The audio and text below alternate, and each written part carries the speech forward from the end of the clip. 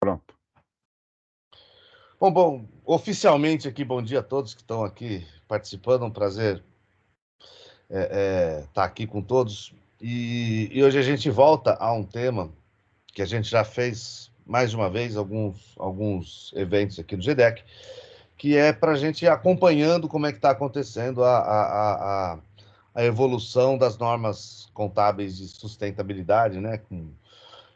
Só para a gente encurtar a história, fazer um super mega resumo, o mundo foi desenvolvendo diversas formas, né? Diversos frameworks diferentes de, de se criar relatos de sustentabilidade, relatos integrados, relatos de clima, relatos disso, relatos daquilo, e se percebeu que ficava um negócio insustentável você ter as normas do GRI, do relato integrado, mais do TCFD, mais do SASB, mais não sei aonde, mais não sei aonde, mais não sei aonde, e que você começar a ter relatos assim meio esquizofrênicos, meio sem rumo por conta de uma enormidade de estruturas de geração de relatos e o mundo, de uma maneira geral, essas próprias entidades foram percebendo que precisava ter uma congregação, precisava ter uma união disso daí tudo e ter um framework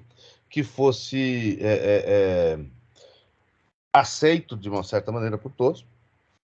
E aí, então, foram juntadas as principais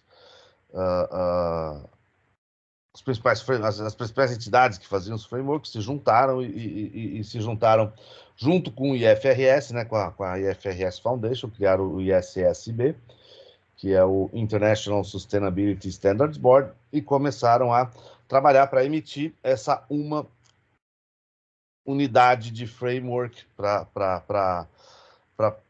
que você possa ter, de fato, uma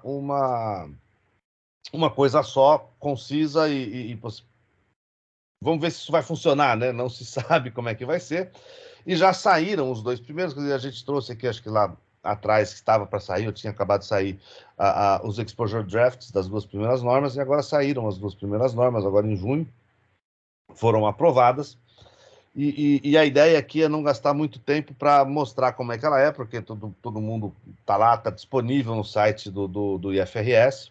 É só procurar IFRS S1 e IFRS S2, que encontra facilmente. Elas estão disponíveis gratuitamente.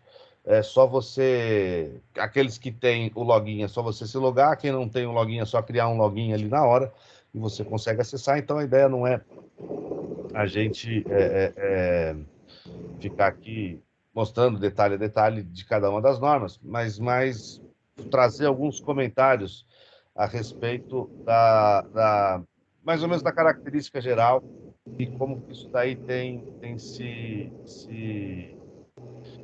desenvolvendo, né? Então, acho que um aspecto que era muito tem sido bastante comentado, discutido, é que quando a gente pegava e olhava os diferentes frameworks, eles não tinham o mesmo objetivo, e nem todos eles tinham uma coisa que tem logo de cara nas normas contábeis do IFRS, que é bom, para quem que esse troço é feito? Afinal de contas, a gente faz o balanço para quê? A gente faz o balanço para investidores e credores e quem mais quiser, mas o foco é esses caras, e durma-se com um barulho desse é para isso. E a gente percebia que quando você pegava relato integrado era um, GRI era outro, tinha algumas normas que nem montavam, nem falavam para quem que elas estavam fazendo, para quem que você tem que fazer, e aí se você não sabe para quem você faz, qual é o objetivo daquele relato que você está fazendo, ele acaba muitas vezes por ficar sem, às vezes sem ter um foco principal. E eu acho que o ponto, um primeiro ponto muito interessante que eu entendi, eu gostei dessa norma nova, que é a IFRS S1, é que ela, primeiro, a S1, ela é um grande, um CPC 00, ela é uma grande estrutura conceitual. E que eu achei muito interessante de ter primeiro a estrutura conceitual é que, quem sabe, a gente vai ter uma coisa que a gente gostaria de ter no IFRS, que é a estrutura conceitual funcionar mesmo. Quer dizer, a partir dela, derivar os outros e não ser, como a gente sabe, assim, a gente tem a estrutura conceitual, mas qualquer coisa que vá contra ela vale o que vai contra ela. Isso eu acho meio estranho, mas eles criaram primeiro essa estrutura conceitual dessas normas de sustentabilidade, a partir da qual deverão derivar as demais, e uma que derivou já dela, que já nasce a partir dela, é a IFRS S2, que é a de Climate Disclosure, né, que é sobre demonstrações sobre o clima.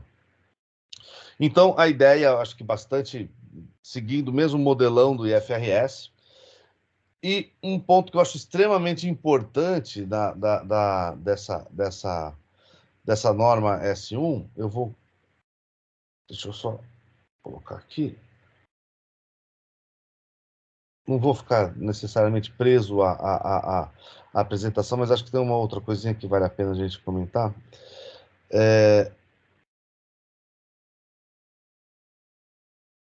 Ela traz um objetivo bastante interessante, que é fazer com que as entidades divulguem informações sobre seus riscos e oportunidades. Então, acho que aqui tem um ponto extremamente relevante, que é a visão de riscos e oportunidades que essa norma traz, né? Que esse grande framework, que esse grande estrutura conceitual traz.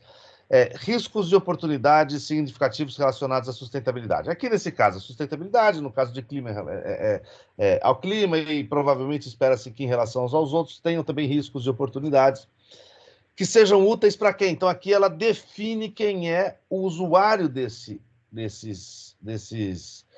informações financeiras, né? Informações financeiras relacionadas à sustentabilidade.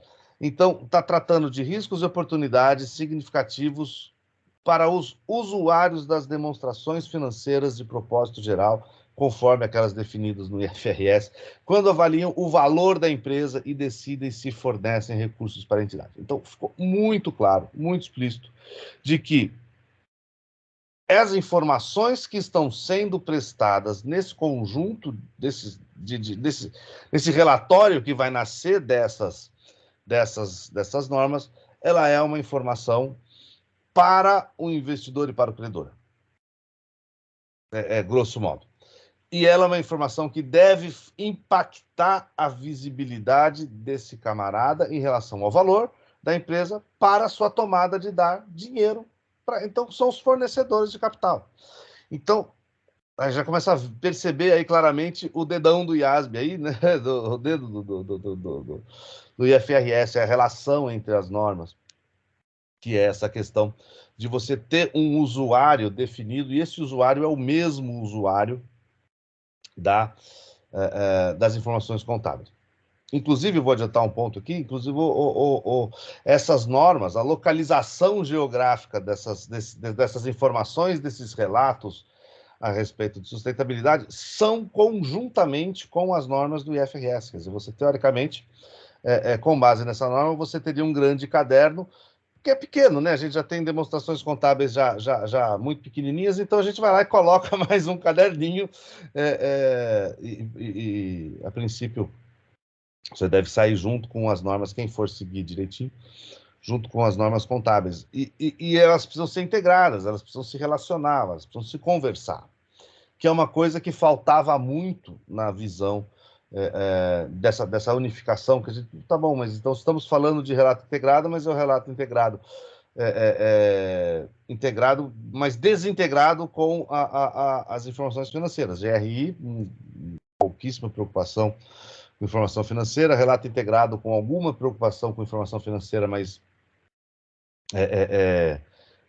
ao meu ver, muito pouco.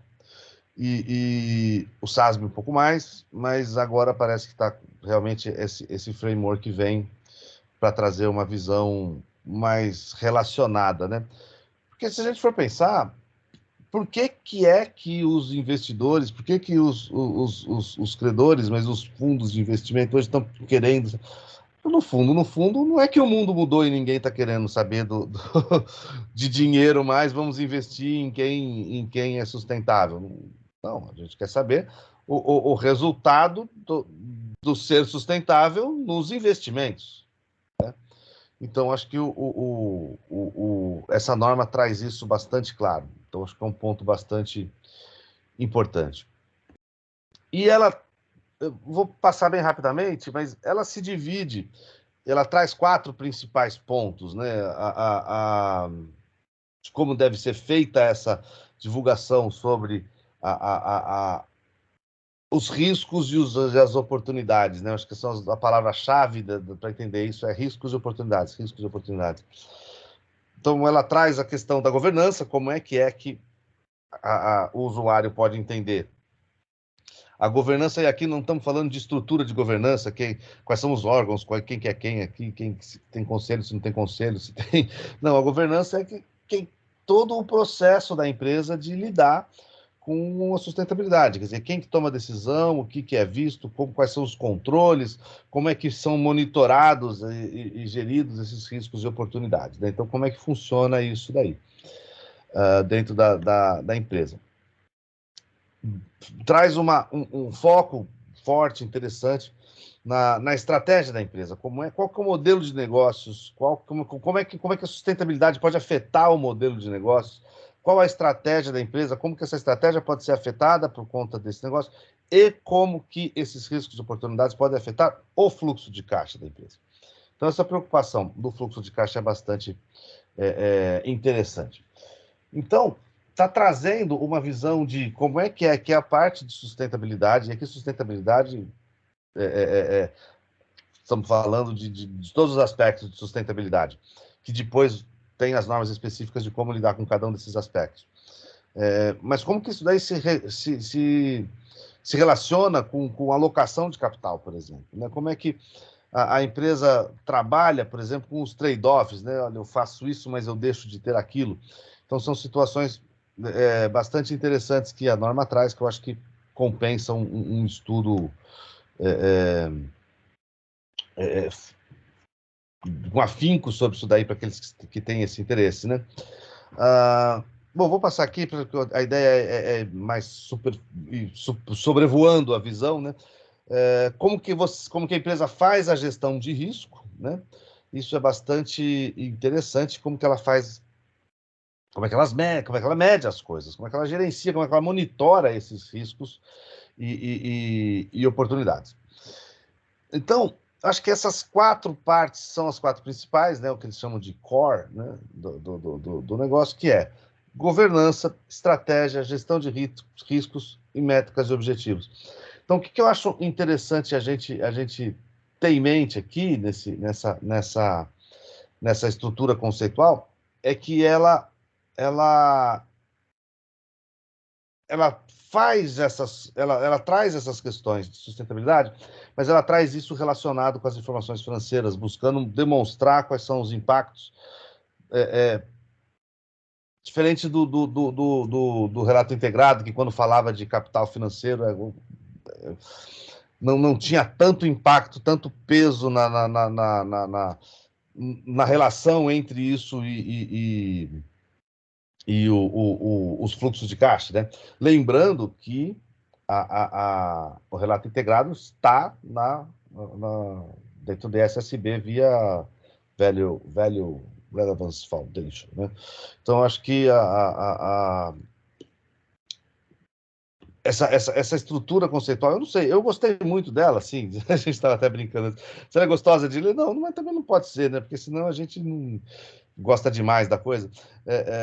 E ela traz também aspectos de o que é entidade, como é que é, traz muita coisa repetida, né? Representação, fidedigna, o que é relevante, comparável, verificável, tempestiva, compreensível, aquelas coisas que a gente, materialidade, erros, estimativas, incertezas, é muita repetição mesmo do que tem na estrutura conceitual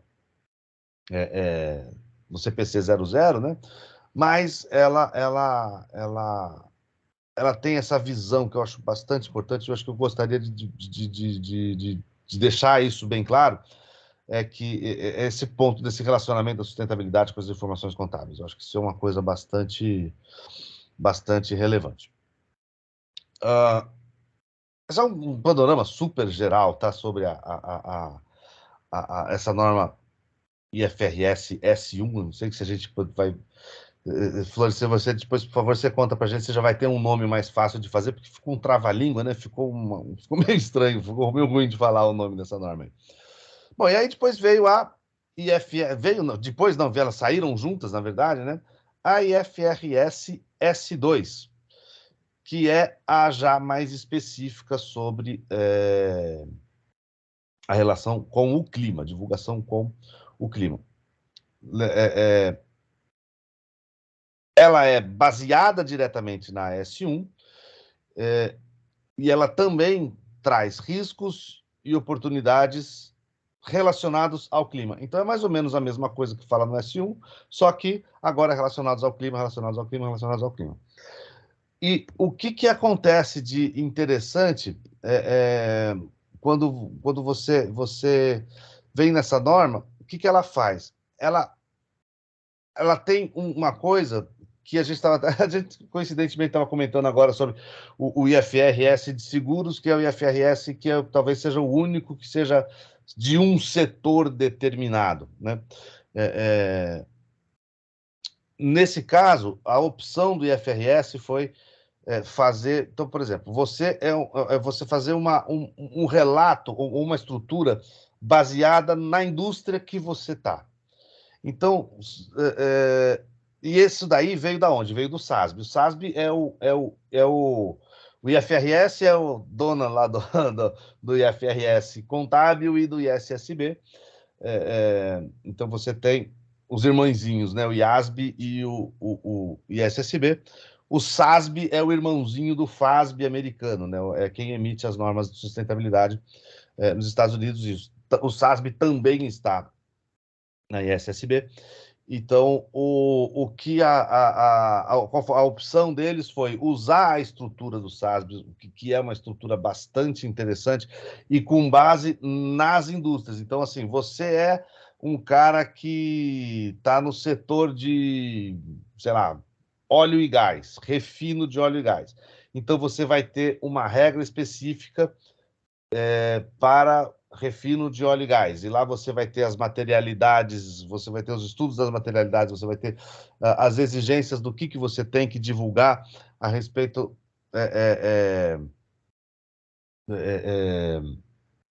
desse caso, do clima sobre óleo e gás.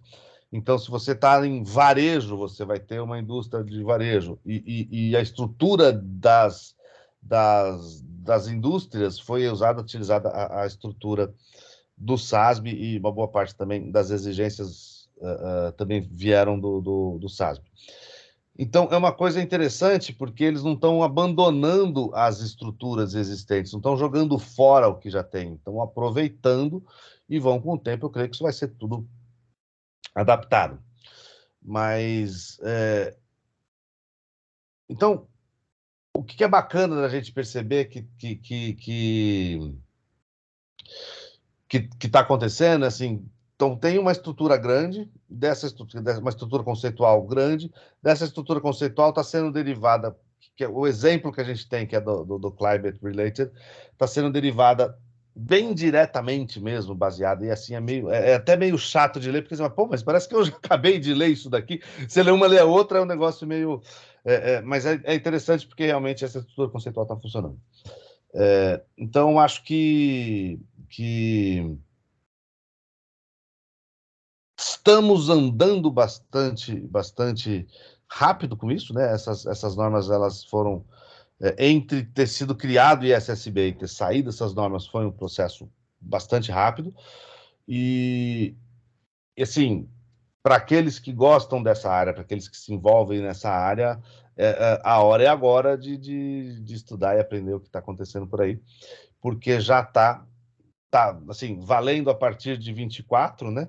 Apesar de não ser obrigatório, mas provavelmente algumas jurisdições vão tornar obrigatórias, ou tem algumas discussões em alguns países já se isso vai ser obrigatório ou não. E Então, acho que a ideia geral era passar um pouco, uma ideia bem geral, assim, para a gente começar a discussão. Acho que uma grande parte de todos aqui já viram, já estudaram, já leram isso daí, então estou ficando chovendo no molhado. Então, eu queria também passar agora, eu queria passar a palavra para o Flores, exatamente para ver como é que está esse processo. Aqui até a pergunta do. Eu não estou conseguindo enxergar aqui, Valdério, né? Como é que está o CBPE? Trouxemos aqui o Flores exatamente para responder essas coisas. Então, agora, por favor, bombardeiem eu faço minha a pergunta do Valdério. E aí, como é que está o CBPS em relação a essas coisas? Como é que estão sendo os trabalhos? Flores, a palavra é sua, por favor, nos enobreça com vossos conhecimentos. Eric, bom, obrigado, bom dia. Obrigado, Eric, pela gentileza do convite, Edson. Prazer voltar aqui no GDEC. Esse ano tem sido um ano mais atribulado do que os outros, né, de trabalho e de estudo, então eu não tenho conseguido participar nas reuniões mensais, mas tenho sempre pegado as gravações e escutado, inclusive, e o trabalho de vocês sempre muito bem estruturado, muito bem conduzido.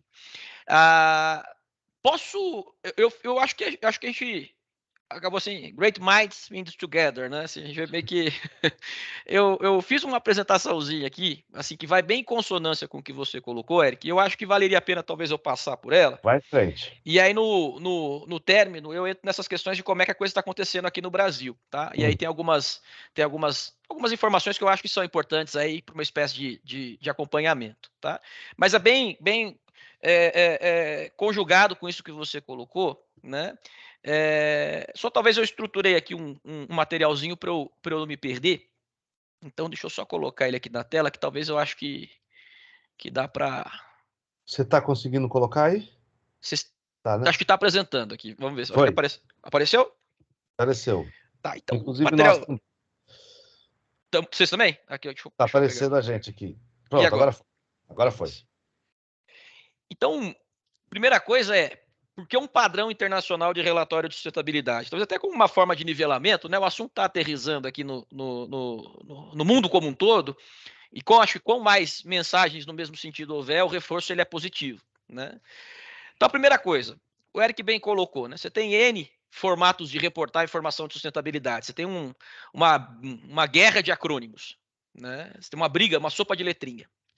E a primeira questão é redução da complexidade de múltiplos padrões. Por que eu acho que esse ponto ele é importante para fins de estruturar uma perspectiva?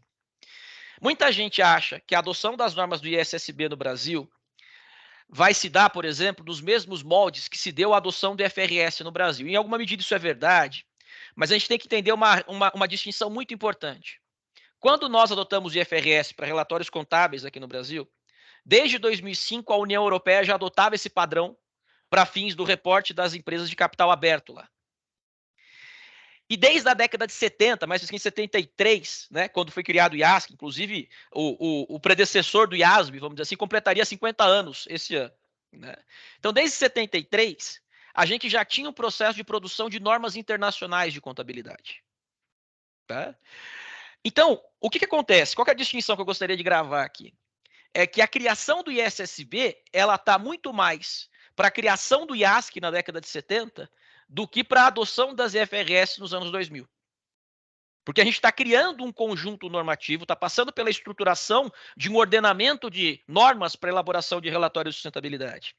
Então, os desafios que estão sendo enfrentados agora de reduzir a quantidade de padrões existentes, né, facilitar esse processo de adoção, facilitar esse processo de elaboração de um relatório e reduzir, ao fim e ao cabo, custos e ruídos no processo de comunicação, né, ele é muito importante para a gente estabelecer uma análise meio que comparativa em bases corretas, em bases de analogia. Né? Segundo, é um benefício para os usuários das informações corporativas. Né? Então, assim, olha, se tiver que analisar um relatório do modelo A, do modelo B, do modelo C, do modelo D, para 4 empresas que estão dentro da mesma indústria, do mesmo segmento econômico, você vai gastar um tempão para normalizar esses relatórios e a tendência muito grande por parte dos usuários é dizer assim, ó, eu não vou... O custo para analisar essa informação supera o seu benefício. né? Esse é um ponto que eu acho que é muito substancial. O terceiro ponto, melhorias nas práticas de asseguração. O processo de asseguração, de auditoria dos relatórios de sustentabilidade, né, ele vai para aquele formato de asseguração negativa. Não encontrei nada de errado, ou não encontrei algo que fosse demeritório. E, no final do dia, né, o que o usuário espera é, ok, mas e do todo? Esse relatório foi elaborado de acordo com um padrão previamente existente, previamente estabelecido?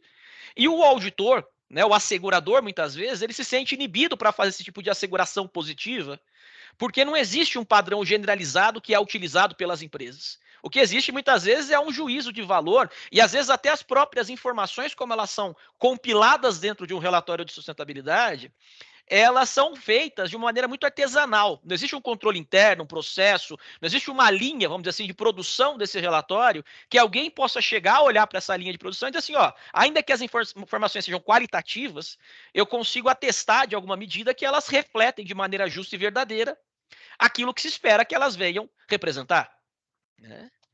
E por fim, o mantra, né? Better information, better decisions, né? Não tem muito o que você estruturar, porque a lógica dos mercados de capitais ela é baseada nessa ideia de que a informação disponível sobre um ativo é refletida no seu preço, tá? E eu chamaria a atenção do porquê que esse assunto foi cair na FRS Foundation, porque ainda muita gente pergunta, mas isso é papo de contador, né? Talvez nos últimos 100 anos, né, da experiência de normatização de relatórios contábeis, a profissão contábil tenha sido a única que conseguiu, de uma forma sistematizada, apresentar normas que são amplamente utilizadas, auditadas e que produzem demonstrações que, em alguma medida, são utilizadas pelos seus usuários. Então, a gente pode não gostar muitas vezes dos pronunciamentos ou das FRS, a gente estava brincando há pouco, dizendo, olha, dá um pouco de sono, né, e tudo, não é tão gostoso de ler, mas não é um romance. Você não está lendo, por exemplo, um texto do Machado de Assis ou um texto do Dostoiévski que é super friendly, né, de você ler e gostar. O que você está lendo é uma norma técnica que tem que ter, no mínimo, a condição de, ao ser aplicada em diferentes localidades do mundo, produzir um resultado razoavelmente similar.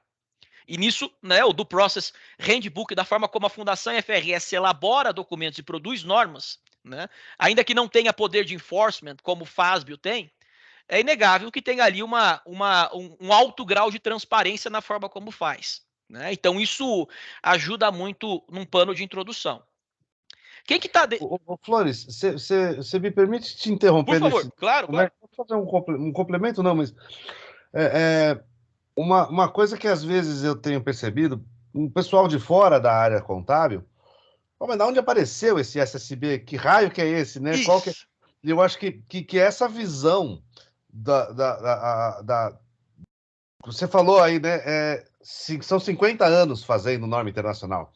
Então, a tecnologia de se fazer norma internacional, quem detém é a IFRS Foundation, né? Então, acho que a junção dessas grandes, pô, a gente está falando de cara grande, nós estamos falando de SASB, nós estamos falando de RI, nós estamos falando de CDSB, nós estamos falando de gente mundial. Deles se juntarem é exatamente uma aceitação dessa tecnologia, né? dessa capacidade de se criar normas internacionais que a IFRS Foundation tem. Você está coberto de razão, assim, se você parar para pensar... Eric, Flores, só um adendo, né, geopolítico nessa brincadeira. O IFRS ele já fazia parte de alguns desses conselhos de administração. Por exemplo, do SASB, quando o Value Reporting se juntou ao relato integrado, ele já fazia parte dos dois, se eu não me engano, um deles.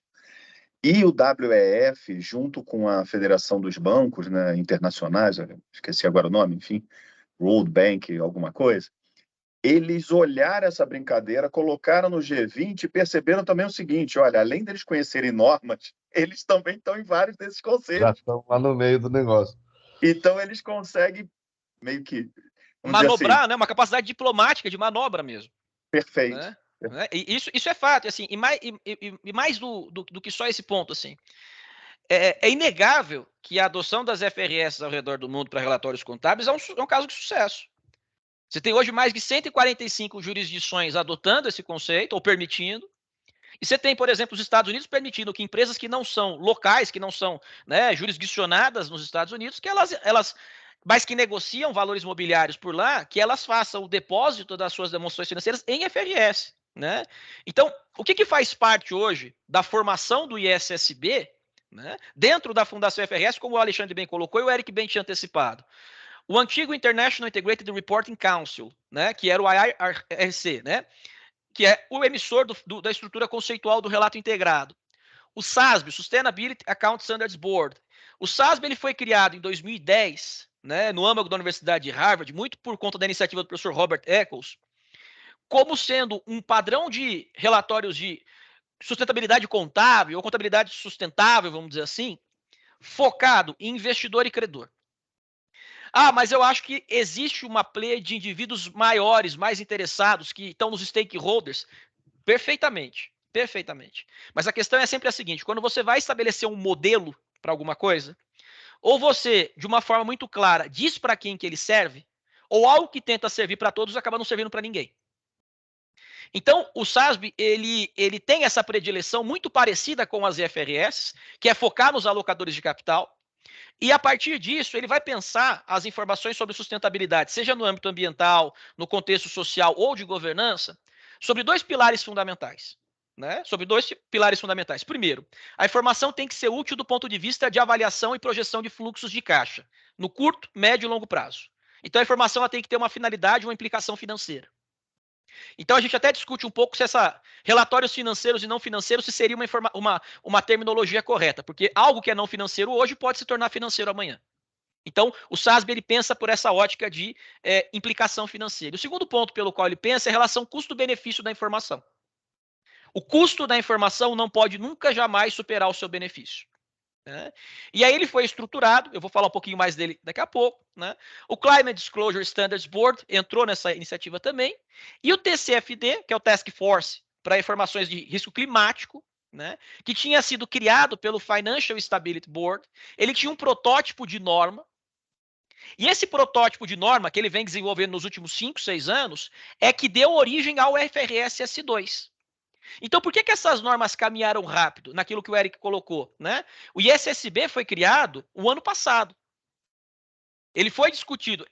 A audiência pública dos trustees da Fundação FRS foi em novembro de 2021. Em 2022, discutiu-se a forma como o ISSB ia ser estruturado. Eu tive o privilégio de participar dessa discussão, porque eu estou ainda no Conselho Consultivo da Fundação FRS. Então, eu vi, como o professor Nelson diz, né, o bebê nascendo na sala de parto. Né? E no ano passado foi criado o ISSB. E por que ele conseguiu, num espaço de tempo tão curto, produzir esses dois documentos? Porque, como o Eric bem colocou, o IFRS S1 ele traz diretrizes muito próximas daquilo que a gente já tinha, por exemplo, no IAS 1, no IAS 8, na própria estrutura conceitual. E o IFRS S2, ele é uma adaptação do protótipo normativo do TCFD para fins de divulgação de risco climático, para que esse documento pudesse ser pensado de uma forma mais global e com uma aderência de implementação plural, vamos dizer assim, várias jurisdições de maneira simultânea. E isso é absolutamente congruente com o anúncio de criação do ISSB, porque a finalidade do ISSB não é reinventar a roda.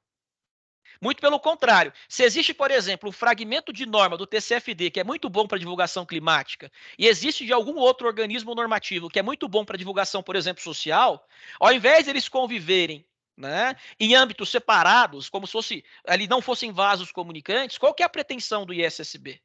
É juntar tudo isso dentro de uma mesma estrutura, de sorte que você tenha um quadro normativo que permita a publicação de um relatório de sustentabilidade que converja, né, para uma informação útil para fins de impacto financeiro, com um custo-benefício que faça sentido do ponto de vista da elaboração dessa informação.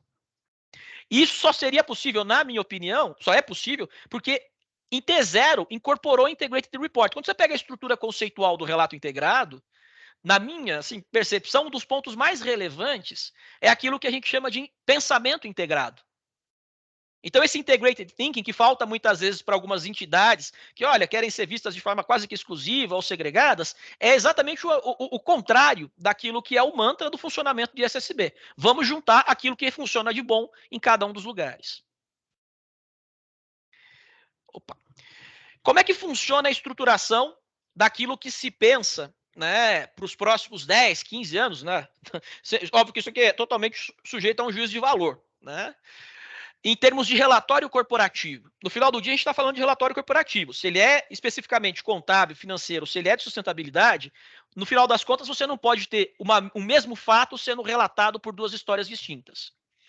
Então foi criada essa abordagem de Building Blocks Approach. A primeira vez que eu vi esse Building Blocks Approach foi na carta comentário que o professor Richard Barker e o professor Robert Eccles encaminharam para a constituição do processo de audiência pública do ISSB, quando os trustees chamaram. Então, lá eles tinham esse documento, e esse quadrinho aqui de Building Blocks, que foi depois aproveitado pela Fundação IFRS, né?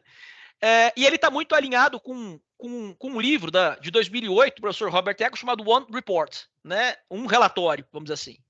Então, nessa primeira camada em cinza, a gente teria os relatórios financeiros, né, os Financial Reporting. E aí você teria o IASB, com as suas 145 jurisdições hoje que adotam ou permitem, ou o FASB, por exemplo, com o caso dos Estados Unidos. Num segundo layer, numa segunda camada, a gente teria os relatórios financeiros, os relatórios, de sustentabilidade, com disclosures financeiros, com foco no investidor. Então, aí a gente está falando, por exemplo, da adoção do S1 e do S2. E numa terceira camada, você teria, por exemplo, requerimentos de divulgação, né, decorrentes, por exemplo, de iniciativas locais. Então, vamos supor, por exemplo, que o Brasil fizesse um pedido, ou tivesse, por exemplo, uma determinação, que as entidades de capital aberto, né, tenham que divulgar emissões de CO2, né, de dióxido de carbono, por tonelada para cada segmento negocial em que elas atuam.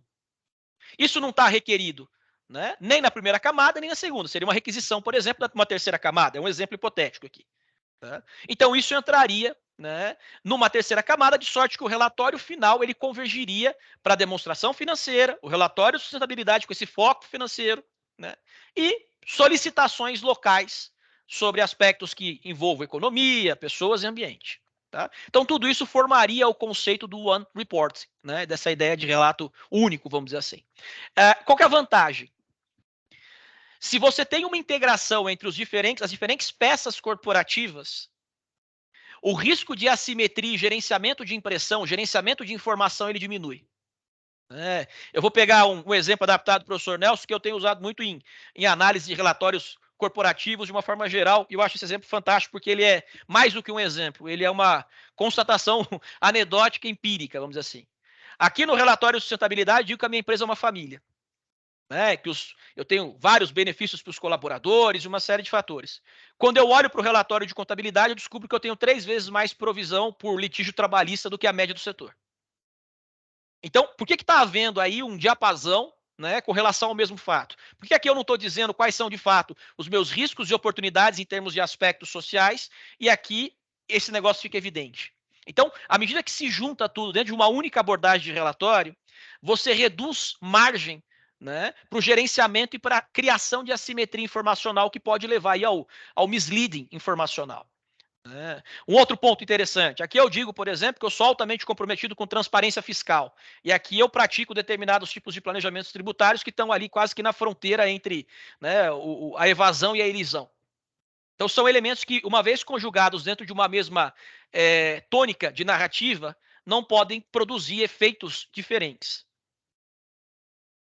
E aí, eis que surgem, né, o IFRS S1 e o S2. O S1, como bem dito anteriormente pelo Eric, ele é uma síntese daquilo que já existe em outros documentos, do próprio IASB. Então, isso é uma amostra de sinergia. Eu sempre bati muito no Conselho Consultivo na tecla de que não faz sentido que o IASB e o ISSB eles se tornem, né, boards sobre uma mesma estrutura da Fundação FRS que não se comuniquem. Não faz sentido isso. Se o fato de ter sido criado o ISSB é justamente para se aproveitar daquilo que o Eric bem chamou de tecnologia dos últimos 50 anos na produção de normas para relatórios financeiros, né, se aproveitar do método, da metodologia, não faria sentido eles estarem ali não comunicando entre si.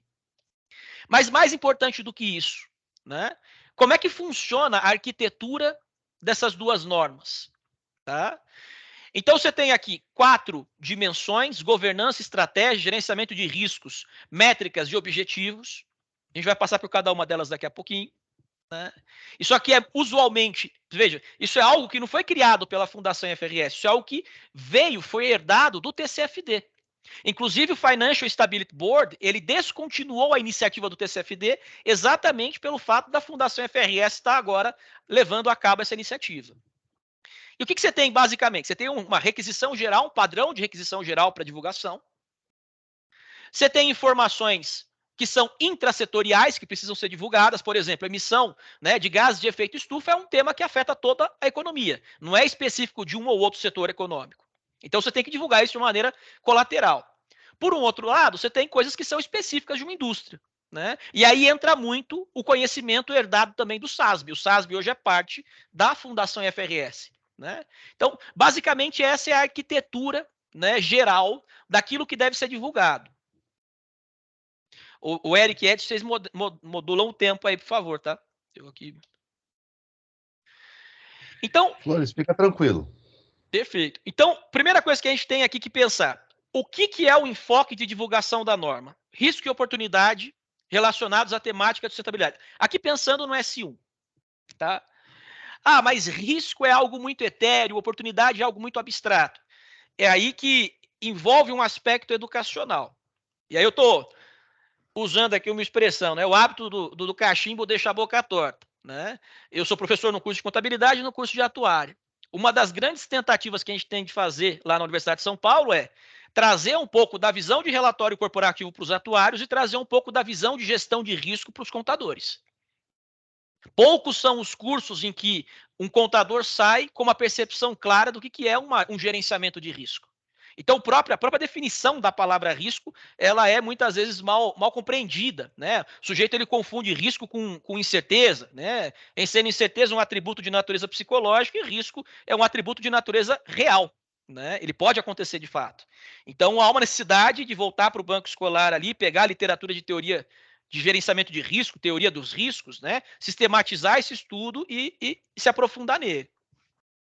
Muitos dos fundamentos conceituais são adaptados do Conceptual Framework, do CPC 00, o equivalente ao CPC 00, do IAS 1, que é o nosso CPC 26, do IAS 8, que é o CPC 23. Né? Então, esse S1 ele tem uma ideia geral de caracterização nesse sentido.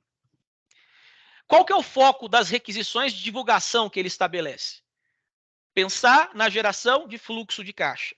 Como é que o fluxo de caixa de uma entidade ele pode ser afetado? E quando fala afetado, ele pode ser aumentado ou diminuído, né, em função da interação que a empresa tem com o stakeholder, sociedade, economia e ambiente. Tá? Ah, mas isso me parece ser muito vago, né? Então vamos dar um pouquinho de contexto. Vamos imaginar que você trabalha numa empresa de bebida, da indústria de bebidas, e você tem uma alta dependência, né? Você tem uma alta dependência de uso de água. Então, como é que fica o seu negócio num contexto de escassez de água? Se houver uma regulação, por exemplo, legal, que determine que você tem que priorizar o uso da água potável para fins, por exemplo, do consumo humano e não para fins, por exemplo, da produção, como é que ficaria a sua atividade econômica? Né? Ah, mas esse é um cenário muito de Armagedon, será? Então, vamos imaginar, por exemplo, que você tem uma escassez hídrica que gere, por exemplo, uma redução na capacidade de geração de energia elétrica. Como é que fica, por exemplo, o incremento que você vai ter em termos de custo de eletricidade para fins da sua produção? Então, é esses aspectos que o olhar, vamos dizer assim, mais contábil, mais pragmático, que a Fundação IFRS traz para fins da criação do ISSB, que ele colabora. Né? Então, esse é um ponto bastante importante. Ao mesmo tempo, vamos olhar pela perspectiva das oportunidades. Poxa, eu já pratico aqui, por exemplo, elementos de economia circular no meu processo produtivo há muitos anos, 15, 20 anos. Vamos imaginar, por exemplo, uma indústria de leilão. O sujeito faz leilões. O sujeito que faz um leilão de um veículo, seja ele sucata, ou seja ele um veículo, por exemplo, em condições de revenda, ele está, de alguma maneira, reduzindo, né, o consumo de recurso natural, por exemplo, como, por exemplo, mineração, para fins da constituição de novos veículos. Então, essa é uma oportunidade. Né? A própria criação dos mercados de carbono, a própria formação, por exemplo, dos veículos elétricos, isso são oportunidades que precisam ser ditas como que você espera que esse negócio, do ponto de vista financeiro, produza incrementos ou reduções de caixa.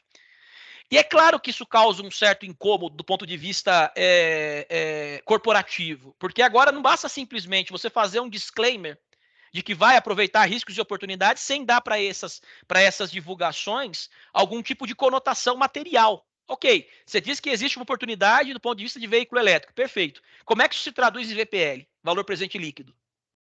Como é que isso se traduz, por exemplo, em projeção financeira? Ah, mas tem muita estimativa.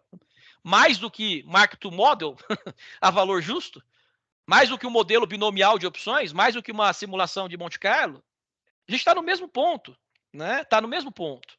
Flores, se me permite uma interrupção, já te interrompendo, mas essas estimativas que são feitas, então você está falando, se eu entendi bem, tem que ter um valor. Então é assim, quanto aumenta o valuation da minha empresa, quanto isso pode aumentar em faturamento, esse tipo de informação que vai ter, uma estimativa numérica mesmo, olha, a implementação, a minha economia circular, eu vou fazer pouca coisa, porque eu já tenho uma estrutura, isso vai aumentar em 20% o meu faturamento. É isso? Exatamente. Exatamente. A menos que você fale assim, olha, tem coisas aqui que eu ainda não consigo estimar. Muito provavelmente, então, ok, me dá a sua melhor estimativa. Né? É um pouco. Edson, você vai num ponto interessantíssimo, que é a redução da simetria informacional. Né? A redução da simetria informacional. Eu não posso colocar, por exemplo, um valor de investimento numa empresa, ela diz que vai fazer alguma coisa que vai ser muito bom, que vai ser espetacular, e ela não consegue traduzir isso dentro de uma perspectiva numérica. Né? Então é bem nessa, quando a gente fala dos riscos e oportunidades, é bem nessa linha que o documento está indo. Né? E aí ele fala assim, óbvio, recobra um pouco dos 6 capitais lá do framework do relato integrado, né? Que dá para pensar um pouquinho nesse contexto. Tá? Então aqui eu coloquei aqui, ó, por exemplo, dependendo alguns exemplos de afetação de fluxo de caixa que eu acabei já até comentando. Né? Dependência de recursos naturais, talvez seja o mais imediato. Ou, por exemplo, atividades que resultam em perigos para uma comunidade local. O risco reputacional ou risco de intervenção, aquilo que a gente chama de perda da licença social para operar. Isso é muito forte dentro da tônica dos investimentos de sustentabilidade ou das iniciativas de sustentabilidade. Então, se eu tenho essa possibilidade, eu preciso de alguma maneira. Isso é algo que preocupa, por exemplo, a alta gestão da companhia. Isso é um objeto de divulgação dentro de um relatório de sustentabilidade. E também, né, a questão de lógica do risco de contágio. Se eu tenho clientes ou fornecedores que têm esse tipo de exposição, né?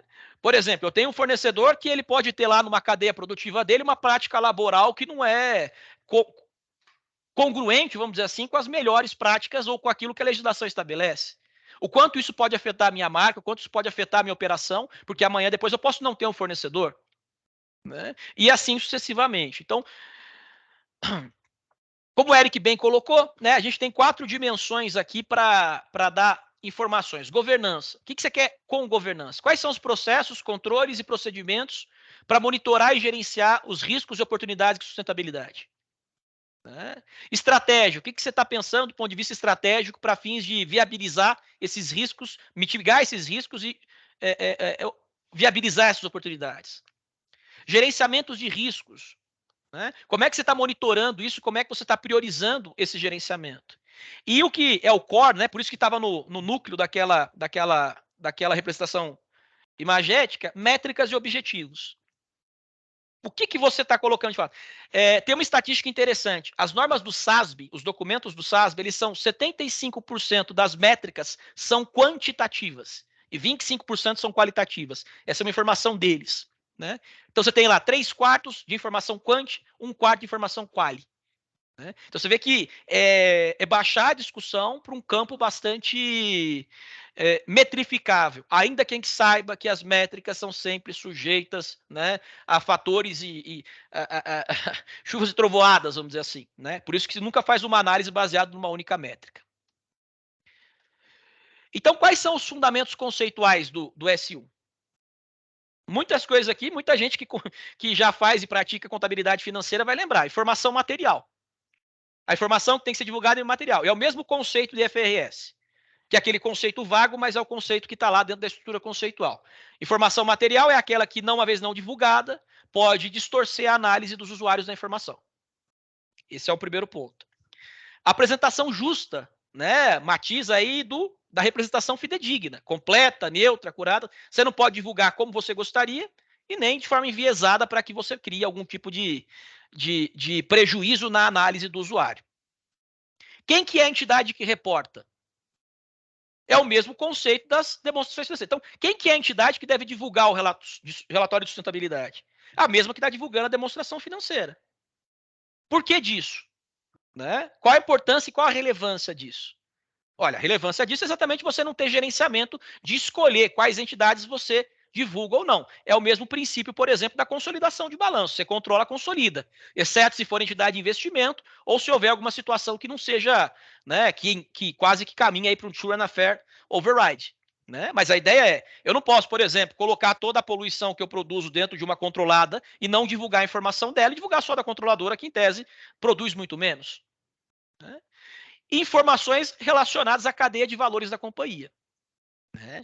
Esse olhar para o ambiente aí no qual a entidade opera, né? No qual ela opera. Tá?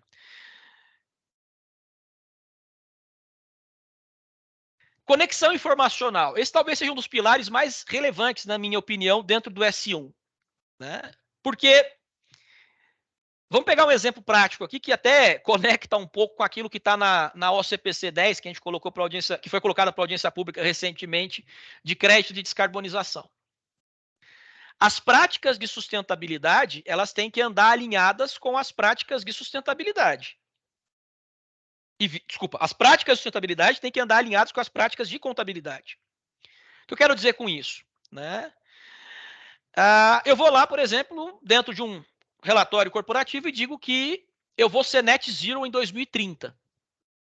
Né? Eu vou ser net zero, ou seja, as emissões de CO2 que eu tiver, dióxido de carbono, vão ser compensadas, quer seja porque elas vão ser reduzidas e porque aquilo que eu compensar, eu vou comprar crédito de carbono, por exemplo, para limitar ali a minha emissão. E aí vou ficar no meu balanço de emissões, no meu balanço de carbono, eu fico com zero. Perfeitamente. Então você está assumindo um compromisso. E ao assumir esse compromisso, você pode, por exemplo, gerar expectativas válidas em terceiros e tudo mais. Automaticamente, a pergunta que eu faria olhando para as demonstrações financeiras, nessa lógica de integração de informações, é: quais as receitas, custos, ativos e passivos que eu enxergo em decorrência desse compromisso que a empresa assumiu? Né? Então, você tem que ter uma lógica de coesão. Você não pode simplesmente dizer assim, olha, cheguei lá em 2030, não sou net zero, me desculpe, foi uma aventura sustentável que não deu certo, agora eu não sou mais net zero. E quem comprou a atuação ou colocou você dentro de um portfólio, porque o screening do fundo de investimento te capturava, porque era um critério elegível para ele. Se tiver emitido, por exemplo, uma debênture sustentável que tinha essa premissa como covenant.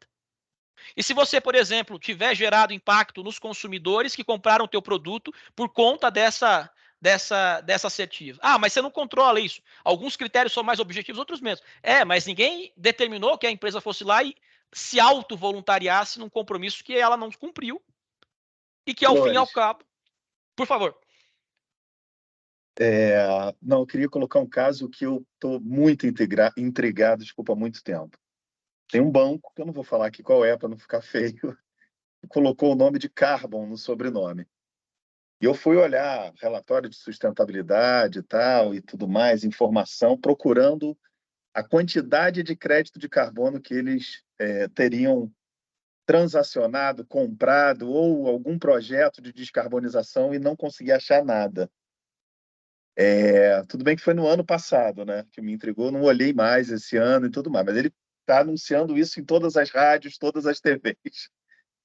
Pois é. Esse é o melhor caso de que estão se utilizando do carbon como um net zero e até agora não demonstraram nada, e daqui a pouco, quando tiver a norma, eu espero, não sei, CVM, Bacen, não sei quem vai olhar e falar assim, meu amigo, por que é carbon? Se você não tem nenhuma política de descarbonização, onde me mostra a informação real dessa brincadeira. Lá fora, aí já era público, né? O HSBC tomou uma tunga, né? Se eu não me engano, não sei se foi do órgão da unidade da União Europeia, né? Não me lembro agora qual foi o órgão, mas foi um valor bem alto. Mas esse é o tipo de preocupação que as empresas têm que começar a ter porque a área de marketing, a área de produtos, eles estão ganhando clientes, e um dos motivos é já estar na crista da onda com ESG, colocando o nome no próprio título do banco, nesse caso, e não tendo, não vendo, deu a oportunidade, mas não mostrou qual é o risco e não mostrou o que está fazendo Sem em relação dúvida. àquilo. Não, de pleno É um bom acordo, assim. exemplo. Não, é um excelente exemplo, assim. E aqui a ideia não é colocar ninguém numa evidência negativa, mas é dizer assim, essa lógica de desintegração entre as diferentes áreas que perfazem uma empresa, no âmbito de relatório corporativo, ela precisa, em alguma medida, ser mitigada ou até mesmo deixar de existir. Né? Recentemente eu escrevi um texto para uma coletânea de capítulos, né, sobre o tema, dizendo o seguinte, que o gerenciamento de resultados e o greenwashing, o earnings management e o greenwashing, eles são duas faces de uma mesma moeda. Né? Porque muitas vezes esse comportamento intencional de se influenciar, seja a captação de recursos, seja a alocação de capital, seja o processo de consumo, né, ele é baseado muito mais numa retórica que ela não encontra sustentação do ponto de vista pragmático. Né? Eu trouxe 2 exemplos aqui de conexão informacional, né, que são inclusive esses materiais que eu estou, todos os comentários que eu estou trazendo aqui, eles estão vinculados aos documentos do IASB, do ISSB, perdão, né, e eu acho que isso tudo é bastante importante para manter a linearidade dos entendimentos. Então, uma empresa ela descobre que um fornecedor possui práticas aí de trabalho, né, aquém das normas internacionais e rescinde o contrato. Vamos imaginar que essa rescisão contratual tem impacto de incremento nos custos de produção.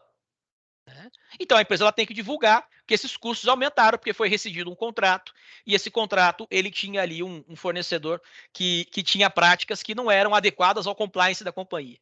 Ah, mas você precisa dizer quais... Não, assim, a questão redacional, né, ela é importante para não se fazer juízo de valor. Uma empresa, por exemplo, decide descontinuar um produto associado a emissões significativas de gases de efeito estufa. E ela vai lá e encerra uma produção. Ou seja, ela encerra uma fábrica, por exemplo. Né? Então, aquele impairment, aquela baixa que a empresa vai fazer, aqueles efeitos que ela pode ter em resultado nas DFs, né, em tese, precisam ser acompanhados desse disclaimer de que isso decorre de uma política de sustentabilidade.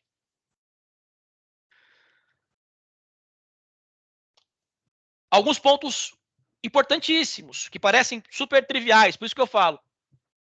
O ISSB está muito mais para o IASC do que para o IASB, né, em termos de tempo e movimento. Onde é que você divulga, como o Eric colocou? Onde é que você divulga o relatório de sustentabilidade? Junto das DFs. Ah, mas por quê? Porque senão você coloca ele lá embaixo, dentro de uma informação marginal e tudo mais, né? Então a ideia é, essas informações têm que ser vistas de forma conjugada, tem que ser colocadas de maneira juntas, né? Periodicidade, quando é que você publica? Pela regra efetiva do S1, no mesmo momento que você divulga as demonstrações contábeis. Há um waiver no primeiro ano de um semestre. Mas por que... Ah, mas, poxa, eu não tenho ainda controles internos, eu não tenho ainda uma estrutura para fazer essa elaboração. Então, vai construindo. Vá construindo. Porque qual que é a importância disso? Se você diz que você tem que divulgar o balanço até abril, mais ou menos, com relação ao ano anterior, para que você gere alguma percepção nos usuários do que aquilo afeta preços, por exemplo, de ativos e as suas relações negociais, se você divulgar o balanço 6 meses depois o relatório de sustentabilidade 6 meses depois do balanço, a tempestividade dessa informação é praticamente nula. Então, esse é um ponto importante. Declaração de conformidade. Se você cumpriu todas as questões do ISSB, das normas do ISSB, né, exceto, obviamente, casos em que há itens proibidos por legislações locais, divulga que você o fez de forma completa. Né? Efeitos financeiros atuais e previstos. Né? Então, é esperado que se divulgue aquilo que já afetou o caixa hoje em função, né, de aspectos de sustentabilidade e aquilo que se prevê. Com relação ao que se prevê, ao que se projeta, né, divulgação de julgamentos, de incertezas. Né? Quais foram os julgamentos da companhia? Quais foram as premissas assumidas? Qual foi a metodologia utilizada? Porque toda vez que você divulga uma projeção, você está divulgando uma metodologia, você está divulgando, na verdade, um cenário que pode ou não acontecer. Então, qual foi a metodologia empregada para essa avaliação? Né? Eu divulguei no ano passado uma informação equivocada e esse ano eu vou corrigir. Do mesmo jeito que você faz com o CPC 23. Né? Do mesmo jeito. Entrando, já indo para o encaminhamento final aqui, no S2. Né? Você também tem que divulgar as 4 dimensões, focando agora em aspectos climáticos. Então, há uma redução a aspectos climáticos. E aí, o que são os riscos que se trata dentro do S2? São riscos de 2 ordens, físicos e de transição. Os físicos, né, muito vinculados aí, por exemplo, à escassez de recursos. Né, escassez de água, efeitos, por exemplo, de energia por conta de escassez de água, mudanças climáticas que podem, por exemplo, inviabilizar a operação numa determinada região. Né? Tipos de tecnologias que, vistos sob uma perspectiva de economia de baixo carbono, não são toleradas ou não são aceitas. Né? E os riscos de transição, que podem ser, por exemplo, ações políticas. Eu posso, por exemplo, sofrer uma inibição de operar no que eu opero, por conta e ordem de alguma vedação política.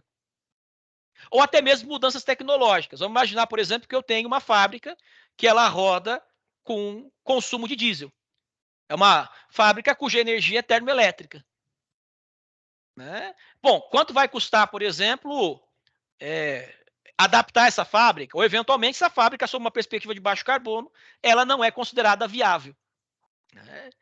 E as oportunidades são potenciais efeitos positivos, aí, como eu havia antecipado, dessas mudanças climáticas. Né? Novos produtos, novos negócios, né? Coisas que se encaixem dentro dessa temática.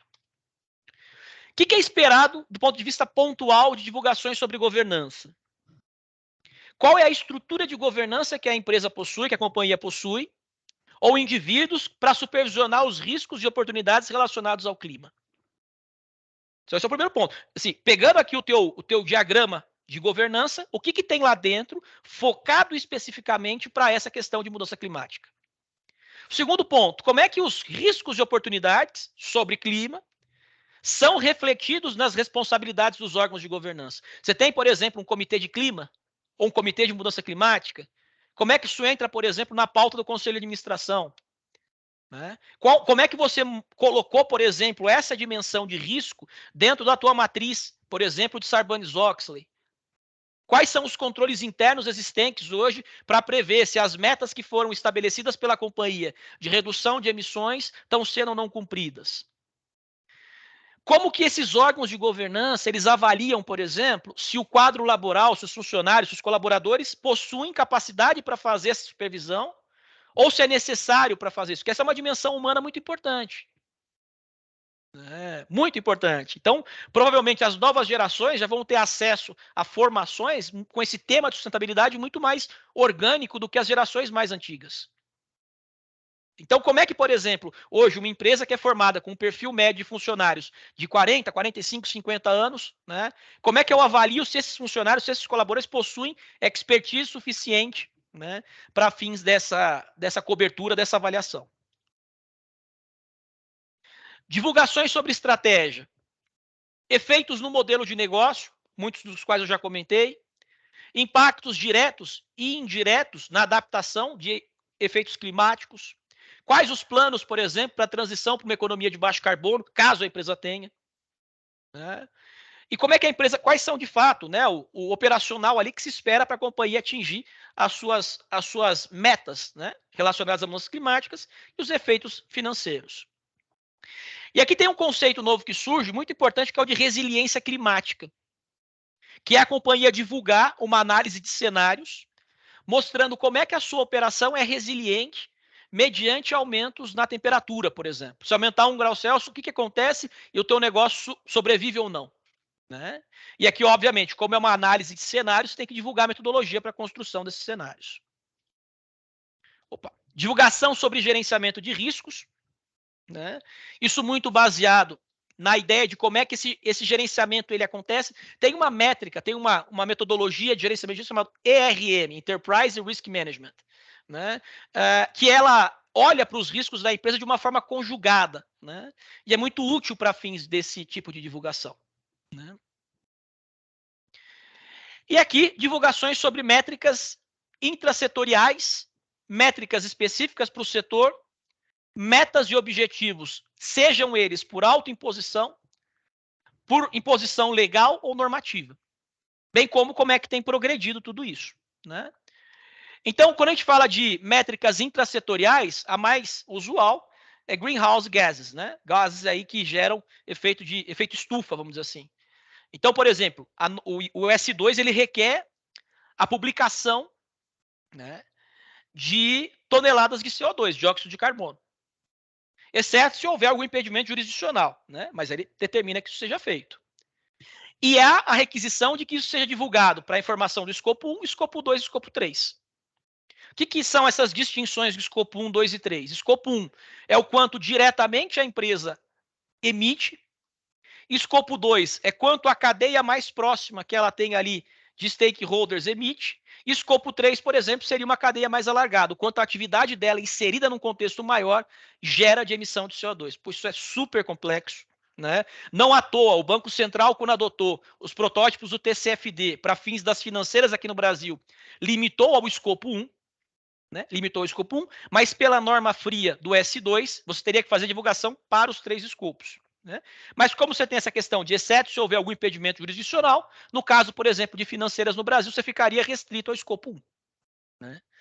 Então, assim, lembrando sempre, se eu dou a informação, eu tenho que dar uma metodologia que vai ser assegurada. Então, não basta simplesmente eu quero fazer tudo na melhor forma possível, sem ter condições de fazê-lo.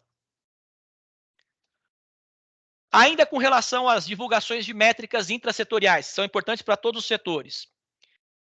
No contexto de risco de transição, qual que é o montante percentual de ativos ou atividades que são vulneráveis aos riscos de transição? Metrificados. Metrificados. O mesmo para riscos físicos. Quando você fala, por exemplo, olha, eu tenho oportunidades, né, no segmento de mudança climática, no sentido de mudanças climáticas. Ok, quais são os percentuais e montantes de ativos que estão alinhados a tais oportunidades? Implantação de capital, qual que é o CAPEX que tem sido investido para fins de atendimento de uma economia de baixo carbono? Qual é o financiamento que você tem captado mediante a emissão de uma debênture de custo reduzido, porque é um green bond, né? Tudo isso tem que estar aqui metrificado, né?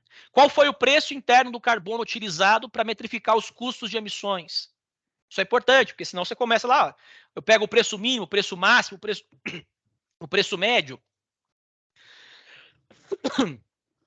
E por último, mas não menos interessante, né, o IFAC soltou um estudo recentemente mostrando um amplo conjunto de executivos ao redor do mundo, especialmente com enfoque no Standard Poor's 500, no S&P 500, que hoje já tem, né, os seus pagamentos baseados em ações, pagamentos variáveis indexados ao cumprimento de determinadas cláusulas de sustentabilidade, especialmente vinculadas ao clima.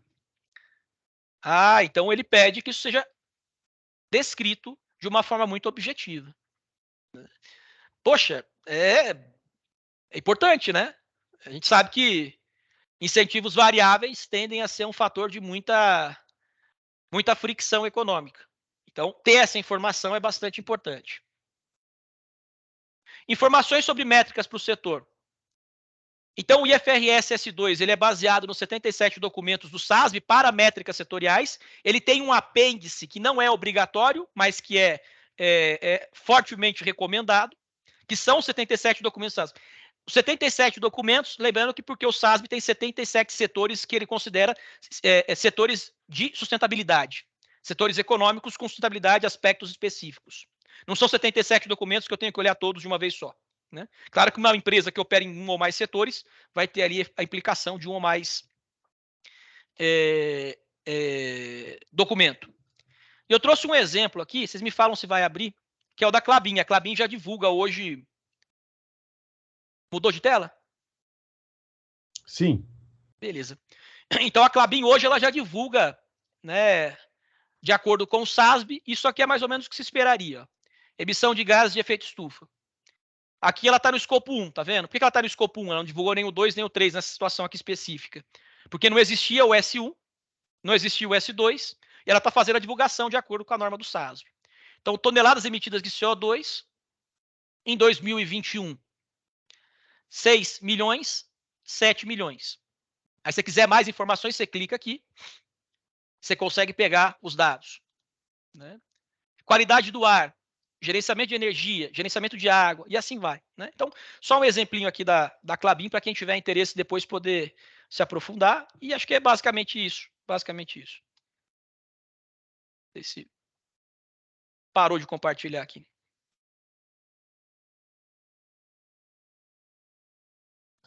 Parou. Não, na verdade, está Agora compartilhando tá vendo sua a tela tela. da gente. Agora tá Opa, então, aparecendo um homem bonito aí, que é uma coisa de louco. Agora apareceu um não tão bonito assim. pronto. Mas inteligente, mas. Agora sumiram os dois. Pronto, agora eu posso pôr o vídeo. Edson, só vou fazer um comentário de tudo que... Primeiro, parabéns, né, Eduardo, como sempre. Mas tem um ponto da questão do timing, né? A gente fez uma pesquisa, né, cara, nessa de ficar fazendo consultoria para relatório de sustentabilidade até o ano passado, e 95% das empresas que têm relatório de sustentabilidade não divulgam junto com demonstrações financeiras, tá? É até maior, mas a gente colocou ali um errinho e tal, para não ficar tão... Então, 99% é o real. Na verdade, o grande trabalho que eu acredito que as empresas abertas vão ter que ter é, nos próximos 2 anos, começar a elaborar o relatório de sustentabilidade no mesmo timing das demonstrações financeiras. Segundo ponto, e aí um ponto que você colocou excelente, quem faz o relatório de sustentabilidade hoje é a galera de ESG das grandes empresas, perfeito? Obviamente, demonstração financeira não preciso falar aqui nessa turma. A galera de ESG, ela vai ter que ser o foco de compreensão, isso claro que é uma opinião minha, de como entender financeiramente, enfim, controles, riscos e tudo mais, para conseguir integrar essa brincadeira. A forma organizacional, cada um vai descobrir a sua. Eu já estou vendo um movimento em que o CFO fica com o ESG embaixo dele, para algumas, e existem outros movimentos em que a controladoria, enfim, eu estou colocando aqui de uma outra forma, mas com o ESG fora, essa galera tem que ser o alvo realmente de aprendizagem, principalmente da cultura IFRS, porque SASB eles entendem bem, e os outros eles entendem bem, mas com limitações, tá? Mas esses eram os 2 pontos que eu queria Ô, colocar. Alexandre, se me permite uma anedota, né? Para correta adoção do S1 e do S2, a gente não precisa que o pessoal da área de ESG e o pessoal da contabilidade saiam para o happy hour na sexta-feira juntos. A gente precisa que pelo menos de segunda a quarta eles tomem um cafezinho. É por aí. E gozado, porque a fala do Alexandre, eu concordo, eu tenho visto estruturas bem diferentes, assim, gente que está tudo embaixo do CFO e gente que o CFO não sabe nem o que está acontecendo. E eu acho que você tem coisas aí que realmente você pode deixar tudo muito embaixo do CFO, da controladoria, o cara pode não entender o suficiente, porque são coisas muito complexas, né, Alexandre? Você vai falar, por exemplo, de clima, você vai falar de impactos climáticos, pô, tem gente especialista em entender o que está acontecendo no clima. E às vezes esse cara não está nem aí porque acontece, não sabe, não tem a menor ideia nem se o produto dá lucro ou não, quer dizer, não tem essa preocupação. E às vezes você tem o cara que sabe se o produto dá lucro, mas também não tem um conceito claro de quais são os impactos, ou até porque rumo a banda vai tocar no futuro. Então, esse cafezinho de segunda a quarta aí é fundamental. E eu acho que a gente. Eu não sei qual que é o mundo ideal, eu sei que não dá para ficar o pessoal só do CFO sem ter gente da galera do SG, e também não dá para deixar na mão da galera do SG, porque senão também eles não vão conseguir fazer essa parte financeira. Então aí não tem jeito, tem que trabalhar junto, tem que ter. E isso é um problema de cultura, né? É um problema de cultura que vai ter que ser resolvido. Tem um Flores, eu último queria. pontinho só, Eric, que é o seguinte: orçamento. O orçamento do CFO é gigantescamente maior do que o do ESG. Então, por conta de orçamento, a gente está falando aqui só de grande empresa, né, cara? A gente não vai entrar nesse área de média e pequena, porque questão climática, principalmente, não tem. Mas o orçamento ser maior do CFO vai fazer com que, na verdade, o ESG acabe, por lógica sem nenhum tipo de fundamento, entrando na área de finanças, de controladoria e tudo mais, de RI, né, nesse caso aqui. Você comentou um ponto importante também, adicionalmente aí, Alexandre, que é a questão da... A gente está falando de empresa grande, porque as pequenas e as médias no Brasil, principalmente, que a gente tem visto, assim, os caras estão tentando sobreviver, assim, eu não sei nem se eu não vou estar quebrado daqui a 2 anos, eu tenho outra coisa mais importante para me preocupar, inclusive nos próprios cursos que tem participado dessa parte da galera do ESG, a preocupação As grandes também, viu? As grandes também. As grandes também, mas elas não têm muito como fugir. Bom, eu queria posso passar... fazer uma pergunta aí, gente, de ordem mais prática? Tudo bem aí, Edu? Ei, Ana, como vai? Tudo bom. Sim. O Edu, assim, de um jeito bem prático, né? Porque eu estou mais naquele lado de quem faz a contabilidade, está ali no dia a dia, né? E, assim, teve uma questão que deu dúvida. Por exemplo, o Alexandre, ele citou o exemplo lá de um banco que divulgou que ele tinha ações referente a controle de carbono, mas, né, e aí? Então, eu fiquei pensando, por exemplo, vamos dizer que uma empresa ela tem uma emissão de carbono bem grande, tá? Só que ela não tem como controlar isso. Então, ela vai lá e compra créditos de outra. Então, a partir do momento que uma outra empresa emite um crédito e ela compra, você acha que ela poderia divulgar, né, que ela é uma empresa, vamos dizer, não sei se essa é a palavra, né, descarbonada, sei lá como é que o Alexandre falou ali, ele falou outra palavra, mas ela poderia divulgar que ela tem esse controle. Outra questão também que eu fiquei pensando, que me deixou mais apavorada, é que essa questão quantitativa, porque assim, você vê que toda essa divulgação, me parece assim, né, que tudo é novo, né, me parece muito difícil quantificar isso, né, e aí eu fiquei pensando, vamos dizer do risco, quando você tem risco, né, tem muitos riscos ambientais que as empresas não conseguem, assim, divulgar, por exemplo, provisionar, porque ela não consegue mensurar. Mas a partir do momento que ela vai ter que fazer lá um milagre, não sei como, ela vai ter que mensurar esse risco. Se ela mensurou o risco, ela teria que divulgar nesses relatórios. Se ela está divulgando no relatório, se ela conseguiu mensurar, ela vai ter que divulgar no contábil, certo? Para ter esse alinhamento que você falou. E aí eu fiquei pensando o seguinte, bom, vamos dizer que o risco, você tem um risco, você conseguiu mensurar, mas não necessariamente é provável. Então, assim, esses relatórios, ele vai seguir esse critério de provável, não provável, para ter esse alinhamento com a contabilidade, assim? Essas são as minhas perguntas aí, mais de ordem prática. E são excelentes, como sempre, Ana, porque elas sempre trazem uma perspectiva de quem é ok, estou com esse negócio aqui na minha mesa, como é que eu faço, né? O que eu tenho que fazer? Então, acho que talvez a primeira que você colocou tem um contexto que é importante a gente colocar. Por exemplo, o Brasil, você não tem hoje um mercado regulado de crédito de carbono, né? Então, você não tem, por exemplo, aquele formato de allowances, que é um formato, por exemplo, que funciona muito bem, ou já mais instituído na Europa. Que é assim, esse setor aqui, ele pode, ou essa empresa, ele pode emitir X quantidade, X toneladas de, por exemplo, CO2. Então, nesse formato, em que você tem lá um cap, um teto, né? Se a empresa consegue ou não estar abaixo daquilo, é uma outra questão. Mas se ela estiver acima, ela vai ter que, primeiro, ela vai receber uma multa por ultrapassar a emissão permitida que ela tinha. E 2, ela vai ter que obrigatoriamente comprar crédito de carbono para poder compensar o excedente de emissão que ela teve. Então, esse é um contexto, né? Aí vamos pegar um contexto de um mercado voluntário, por exemplo, que é o mercado onde nós nos situamos hoje. O que é a ideia do mercado voluntário? Você não tem uma figura governamental estabelecendo e regulando o mercado de carbono. Então, vamos supor, por exemplo, que essa empresa fala assim, hoje eu não tenho, num período de transição dos próximos 10 anos, como me tornar uma empresa de baixa emissão de carbono. Então, o que eu vou fazer? Para mitigar, ou pelo menos atenuar aquelas emissões que eu tenho, eu vou comprar o crédito de carbono no mercado. No meu entendimento, isso já é uma estratégia de redução, porque ela simplesmente poderia falar assim, Não vou fazer nada. Eu não tenho força legal, imposição legal me obrigando a fazer isso.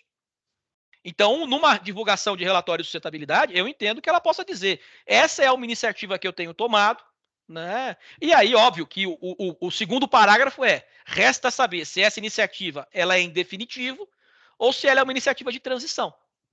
Enquanto eu não consigo me adequar àquilo que eu entendo que seria o modelo de negócio ideal para uma baixa emissão, né, eu vou nessa linha. Então, acho que esse é um primeiro ponto. O segundo ponto que você colocou, assim, de mensuração dessas questões, não vejo, pelo menos nesse momento, uma concomitância entre você, ao reconhecer um risco no relatório de sustentabilidade metrificado, que ele automaticamente dispare uma provisão do teu balanço.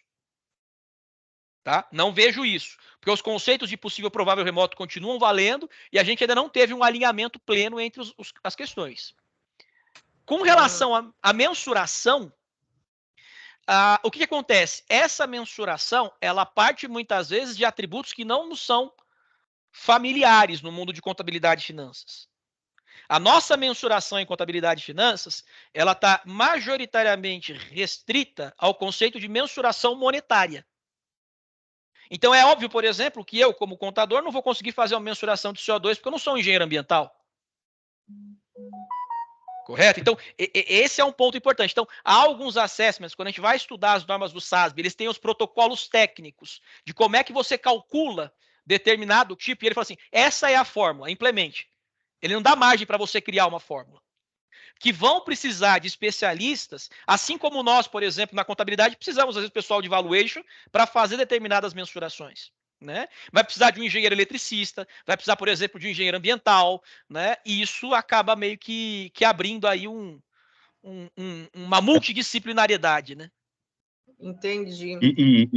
E Flores e Ana, esse último ponto que o Flores colocou é exato e vai também com aquela questão do benefício da melhoria, né, da asseguração ou da criação, né, enfim, de uma formalização de asseguração desses dados, né? Como auditoria, eu posso falar uma coisa, eu trabalho muito com asseguração, obviamente, do relatório de sustentabilidade. E as assegurações que a gente vem fazendo, a gente já pede para a empresa, fala, olha, calma aí, qual é a métrica que você está usando aqui para dizer, por exemplo, que o seu cimento é sustentável porque vem de um insumo que é vindo da própria produção de algum minério e tal, não vou entrar muito no mérito do produto, mas, Ana, as métricas já estão, muitas delas, criadas.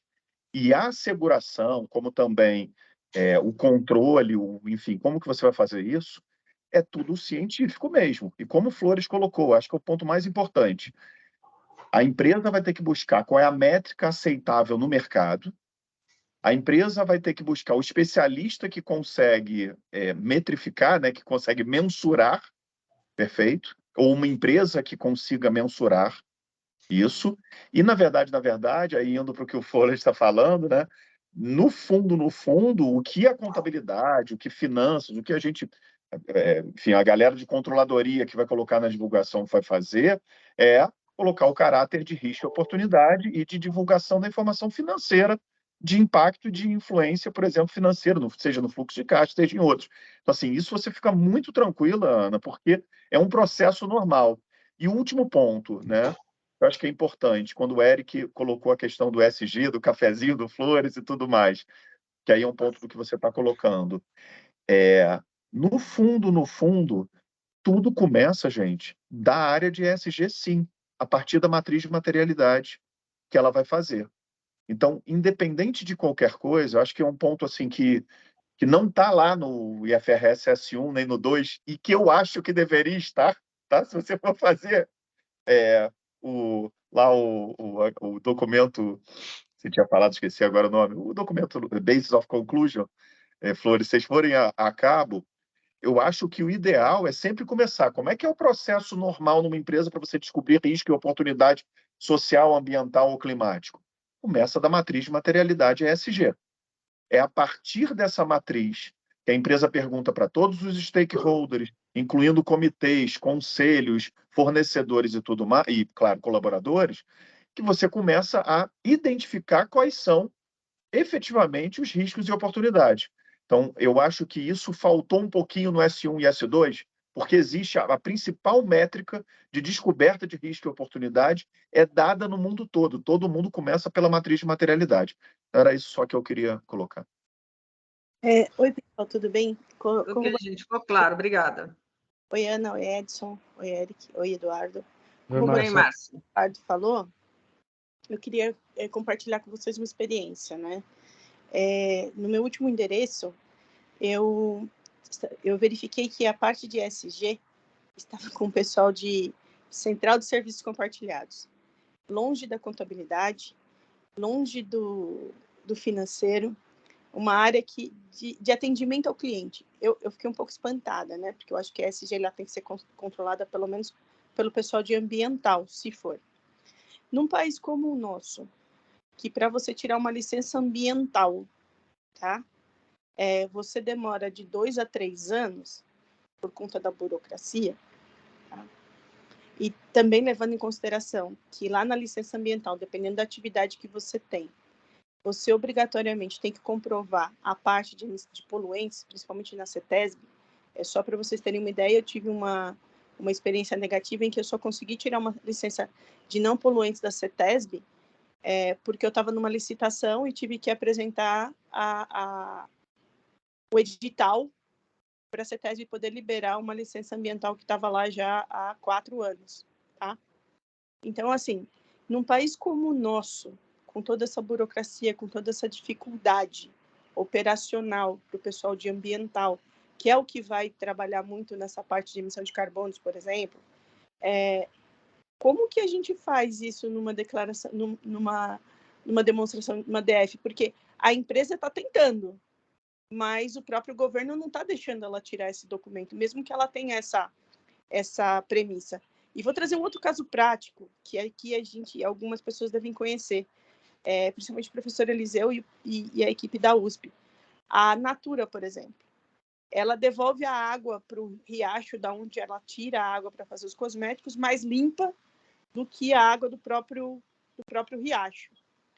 E para ela conseguir tirar essa licença, ela demorou uns 6 anos. Isso porque ela comprovou que ela estava devolvendo uma água mais limpa. Então, assim, num país como o nosso, o que eu estou querendo colocar é a parte operacional mesmo da emissão dessas licenças que comprovam que você faz uma emissão de carbono menor, né? E você tem essa responsabilidade com o meio ambiente, por exemplo. E como que eu faço? E um outro ponto que é muito importante, o cafezinho de segunda a quarta que vocês falaram, ele é muito fácil quando a empresa tem a contabilidade interna. E hoje a gente está tendo um movimento nas grandes corporações de externar a contabilidade para empresas, para as Big Fours que têm lá seus BPOs, né? Como que essas empresas vão trabalhar essa situação? Primeiro, tem a questão das licenças ambientais que são difíceis de emitir. Aí você cai num BPO, que a gente não sabe qual que é o BPO que ele tá contratando, e os BPOs hoje não têm uma equipe de sustentabilidade lá presente para poder fazer esse trabalho para eles, né? E existe essa mistura de informação. Como que as empresas vão conseguir trabalhar isso? Eu não estou colocando areia no caminhãozinho, não, por favor. Concorda? Não, claro, eu acho que Mas a questão prática é essa, o dia a dia das empresas é esse. Como que elas vão conseguir fazer esse negócio funcionar? Como que eu vou mensurar o risco? Se eu estou numa contabilidade, se a minha área de ESG está com o meu pessoal de atendimento ao cliente e... Mas eu acho que os seus comentários são muito oportunos porque eles trazem a coisa para uma perspectiva de uma realidade local, né? E ao mesmo tempo, o comentário por reação que eu tenho ao que você colocou é que o fato, por exemplo, de existir uma certa complexidade para se atingir aquilo que seria um objetivo ou um modelo idealizado não deve ser necessariamente fator para impedir que esse modelo idealizado exista. Né? Porque é aquela coisa, eu vou mirar no mais próximo do alvo que eu puder, porque se eu acertar com um desvio padrão, né, de 5 centímetros é melhor do que se eu mirar, por exemplo, fora do alvo. A gente passa por isso com o IFRS todos os dias. Né? Eu vou pegar, por exemplo, um exemplo que bem afeta todo mundo aqui, benefícios a empregados. Quando você faz um cálculo, por exemplo, de benefício pós-emprego, você como entidade mantenedora de um fundo de pensão, por exemplo, né? Você como patrocinadora de um fundo de pensão, qual que é a taxa? O CPC 33 determina que você utilize para fins do cálculo do valor presente. A taxa média, por exemplo, de título de dívida privada. Mas não temos mercado secundário de título de dívida privado. Como é que nós nos adaptamos? Usando o mercado de título de dívida pública. Ou seja, o que eu estou querendo dizer com isso é que, ao se estabelecer algo que é não execuível por conta da inexistência de condições para fazê-lo, vai haver algum tipo de acomodação. Vai haver algum tipo de acomodação. Né? E a ideia é justamente que se apresente de uma forma muito clara, às vezes, determinadas impossibilidades, não por conta da companhia, mas por conta, por exemplo, de um ente governamental que não permite que ela faça aquilo. Então, eu, investidor, por exemplo, estrangeiro, que estou querendo fazer uma alocação de capital no Brasil, baseado num conceito misto, financeiro e sustentável, mas pensando nos fluxos de caixa futuro, eu tenho que saber que muitas das informações não vão vir, não porque a empresa não cumpre, mas porque ela não consegue, por exemplo, atestar aquilo como informação governamental. Então, por exemplo, no caso, como você colocou da Natura, os próprios laudos, as próprias informações de que ela está devolvendo água para o riacho mais pura do que ela retirou, ela não está contaminando lençol freático, por exemplo, pode servir como base para a estruturação de um relatório. Então, essa adaptação, vamos dizer assim, na prática, e esses efeitos locais, a gente sente isso com o IFRS dia a dia. O maior deles talvez seja a gente ter adotado o IFRS em balanço local quando ele foi feito para balanço consolidado. Né? A gente também não tinha um aparato societário e tributário para anular os efeitos, por exemplo, de um valor justo dentro de uma demonstração de resultado. Então, eu acho que as complexidades eu entendo e acho que elas são muito efetivas, né? São muito efetivas, inclusive para prever o que pode dar de errado. Né? Mas é um ponto, a gente está numa zona de transição. Né? Os desafios que nós vamos encontrar, eles são desafios bastante expressivos, sim. Acho que, inclusive, nunca passou pela cabeça do ISSB de que esse documento, ao ser colocado na prática, por exemplo, ele seria sem ruído, ele seria um documento perfeito. Né? Seguindo a própria estrutura das normas do IASB, Post Implementation Review. Né, revisão de pós-implementação. As normas estão cumprindo com aquilo que era esperado? Não estão. Opa, então vamos aqui ajustar. Então, acho que é nessa linha que a coisa, na minha opinião, né, pensando por reação aqui, tenderia a ir. Flores, deixa eu colocar uma questão que eu acho que a pergunta é rápida e a resposta também.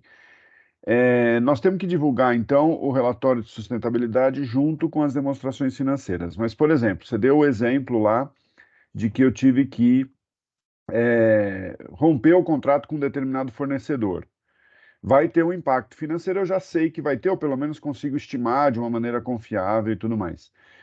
Essa informação, ela vai só no relatório de sustentabilidade ou eu ponho uma nota explicativa no estoque dizendo que meu custo deve aumentar porque eu rompi com o fornecedor? Pela leitura e pelo meu entendimento, tá? Você teria que colocar de lado a lado. Né? Tanto na demonstração financeira quanto no... privadas, né? Porque, assim, se é material ao ponto de você ter de divulgar, porque, veja, o conceito de materialidade é o mesmo, tanto para o relatório de sustentabilidade do S1 e do S2, quanto para o relatório financeiro. Né? Então, se é material e nessa medida, eu entendo que deveria ser uma divulgação conforme, né, para os dois lados. E tem um ponto, Eduardo, você matou a charada. Eu acho que o grande ponto vai ser a gente conseguir compreender que, por exemplo, nesse caso seu, Edson, por que pode ser material? Vai depender do modelo de negócio da empresa. Então, aí você vai para o lado do estratégico no que tange ao S1. Né? Então, a empresa tem como estratégico, e aí vou pegar lá o banco, né? Colocou não sei o que, Carbon, né? Ou seja, é estratégico, é um modelo de negócio em que ela está apostando em dizer que é um banco completamente ESG. Perfeito? Nesse modelo, a materialidade já existe pelo próprio modelo de negócio, pela própria ação de marketing, ação de negócio que ela está tendo. Então, o ponto da materialidade é o mais importante para você saber se vai para uma nota explicativa, por exemplo, se vai para o relatório de sustentabilidade, as informações vão ter que ser as mesmas, né? Ou seja, se vai casar nos dois. Né? Acho que o grande ponto aqui é a materialidade. E a gente já está acostumado com materialidade, o Eric falou isso Concordo plenamente. Tem uma pergunta no chat, gente, que eu achei interessante, o que é o Valdero que está perguntando, né, se no primeiro ano de divulgação do relatório também haverá isenção de comparabilidade. Outra coisa que eu gostaria de perguntar também por exemplo, essas divulgações acompanham intermediária também? Porque, às vezes, são divulgações assim, não sei se ela vai ter tanta alteração, entendeu? Não, boa. A cada 4 meses. Flores, vamos fazer que nem banca. Anota as perguntas, porque o Wellington está com a mão levantada aqui. Exato. A gente passa a palavra para ele, aí você já responde tudo de uma vez. Bom dia. Eu queria fazer, enquanto o Eduardo estava falando, eu pensei em 3 perguntas. Vou fazer a 3, porque daí é mais rápido também, em função do tempo, tá? Em relação, você começou a citar sobre materialidade, eu fiquei pensando um pouquinho no contexto de asseguração, né, que dentro do trabalho de auditoria contábil, já que a gente puxa muito da referência, sempre se teve muito modelo matemático para definir materialidade, né, quantitativa.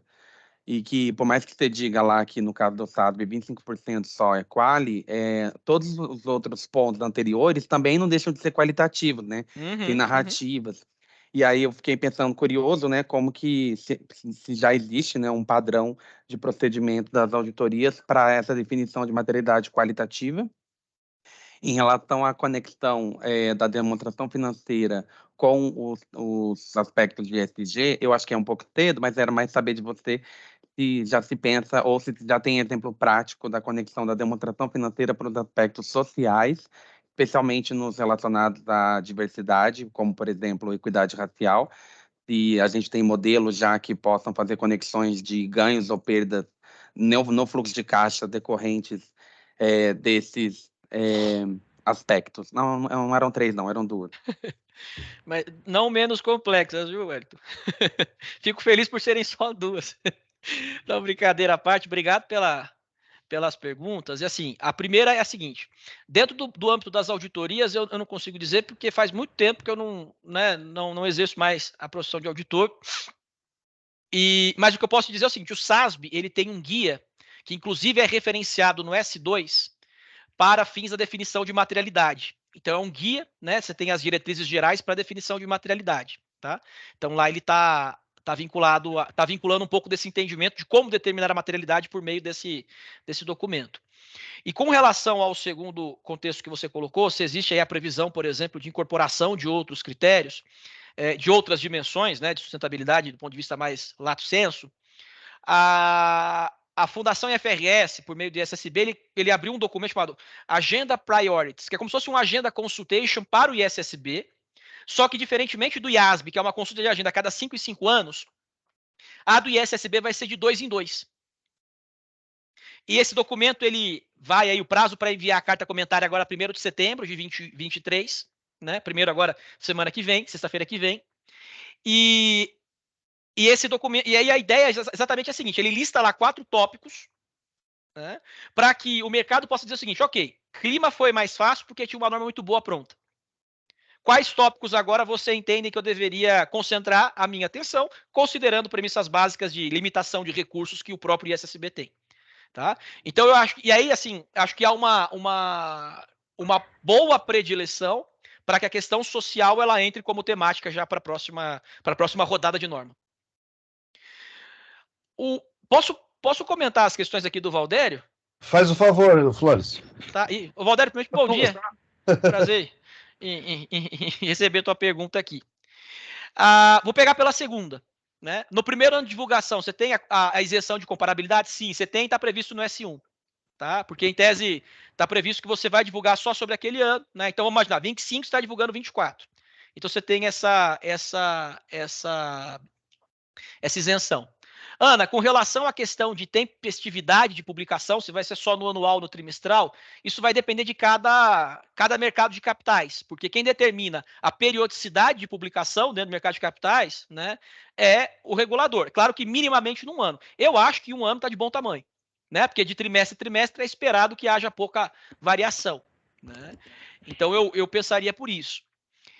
E só com relação, talvez, ao que todo mundo queira saber, né, como é que isso vem para o Brasil, como é que aterriza no Brasil e tudo mais, falando sobre a perspectiva do CBPS tá? Sob a perspectiva do CBPS. Por que eu estou falando sob a perspectiva do CBPS? Porque o CBPS ele é igual ao CPC. Ele não pode impor a adoção de um documento.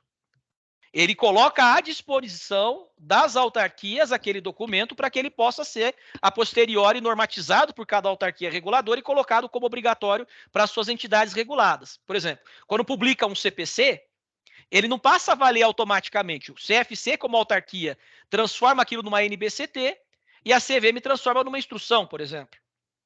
Então, não dá para dizer quando é que isso vai ser aplicado efetivamente no Brasil, mas eu não me surpreenderia, né? Eu não me surpreenderia, por exemplo, se houvesse um modelo da CVM, né, que permitisse 24, a adoção em 24, publicando em 25 como ano de preparação e requerendo em 25 a publicação em 26 como mandatório. Não me surpreenderia, tá? O que nós temos feito? Só que isso é uma conjectura, isso aqui é uma possibilidade, né? Não é algo oficial, vamos dizer assim. O que nós temos feito no CBPS? A gente tem trabalhado junto com o Embracol no contrato e tradução desse documento, você tem que ter um contrato junto com a Fundação FRS, e o nosso céu de brigadeiro, né, o nosso horizonte perfeito, seria colocar esses documentos para a audiência pública entre dezembro desse ano e janeiro do ano que vem. Né, traduzidos, ok? Traduzidos, o S1 e o S2. Seria esse o nosso sonho. Se houver algum atraso, né, fevereiro, março, vamos dizer assim, mas o nosso sonho seria janeiro, dezembro, janeiro, para colher aí a percepção de audiência pública. Acho que são essas as perguntas que eu vi aqui de imediato. Flores, só um ponto assim que eu acho que o Valdério colocou, que eu acho que é importante, que é a questão da comparatividade, né? Ou seja, eu acho, Valdério, aí é opinião, né, Flores, mas enfim, eu acho que não vai ter waiver do ponto de vista de comparação, porque isso é o ponto focal do IFRS sempre, né? Então, assim, seja SSB, seja IASB. Então, o waiver está se dando a qual se você quer aplicar só o S1, beleza, aplica.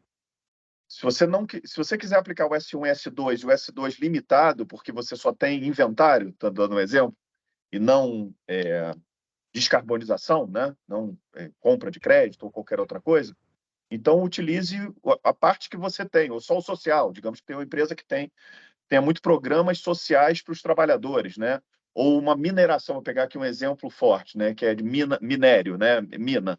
Mas olha, só uma coisa, eu acho que assim, por exemplo, eu posso estar errado, mas eu lembro de na leitura do S1 e do S2, ficar com a impressão, por exemplo, e isso foi o que materializou na minha cabeça. Imagina que você vai publicar em 2024, vai publicar em 25 a informação de 24, sobre a quantidade de CO2 que você está emitindo.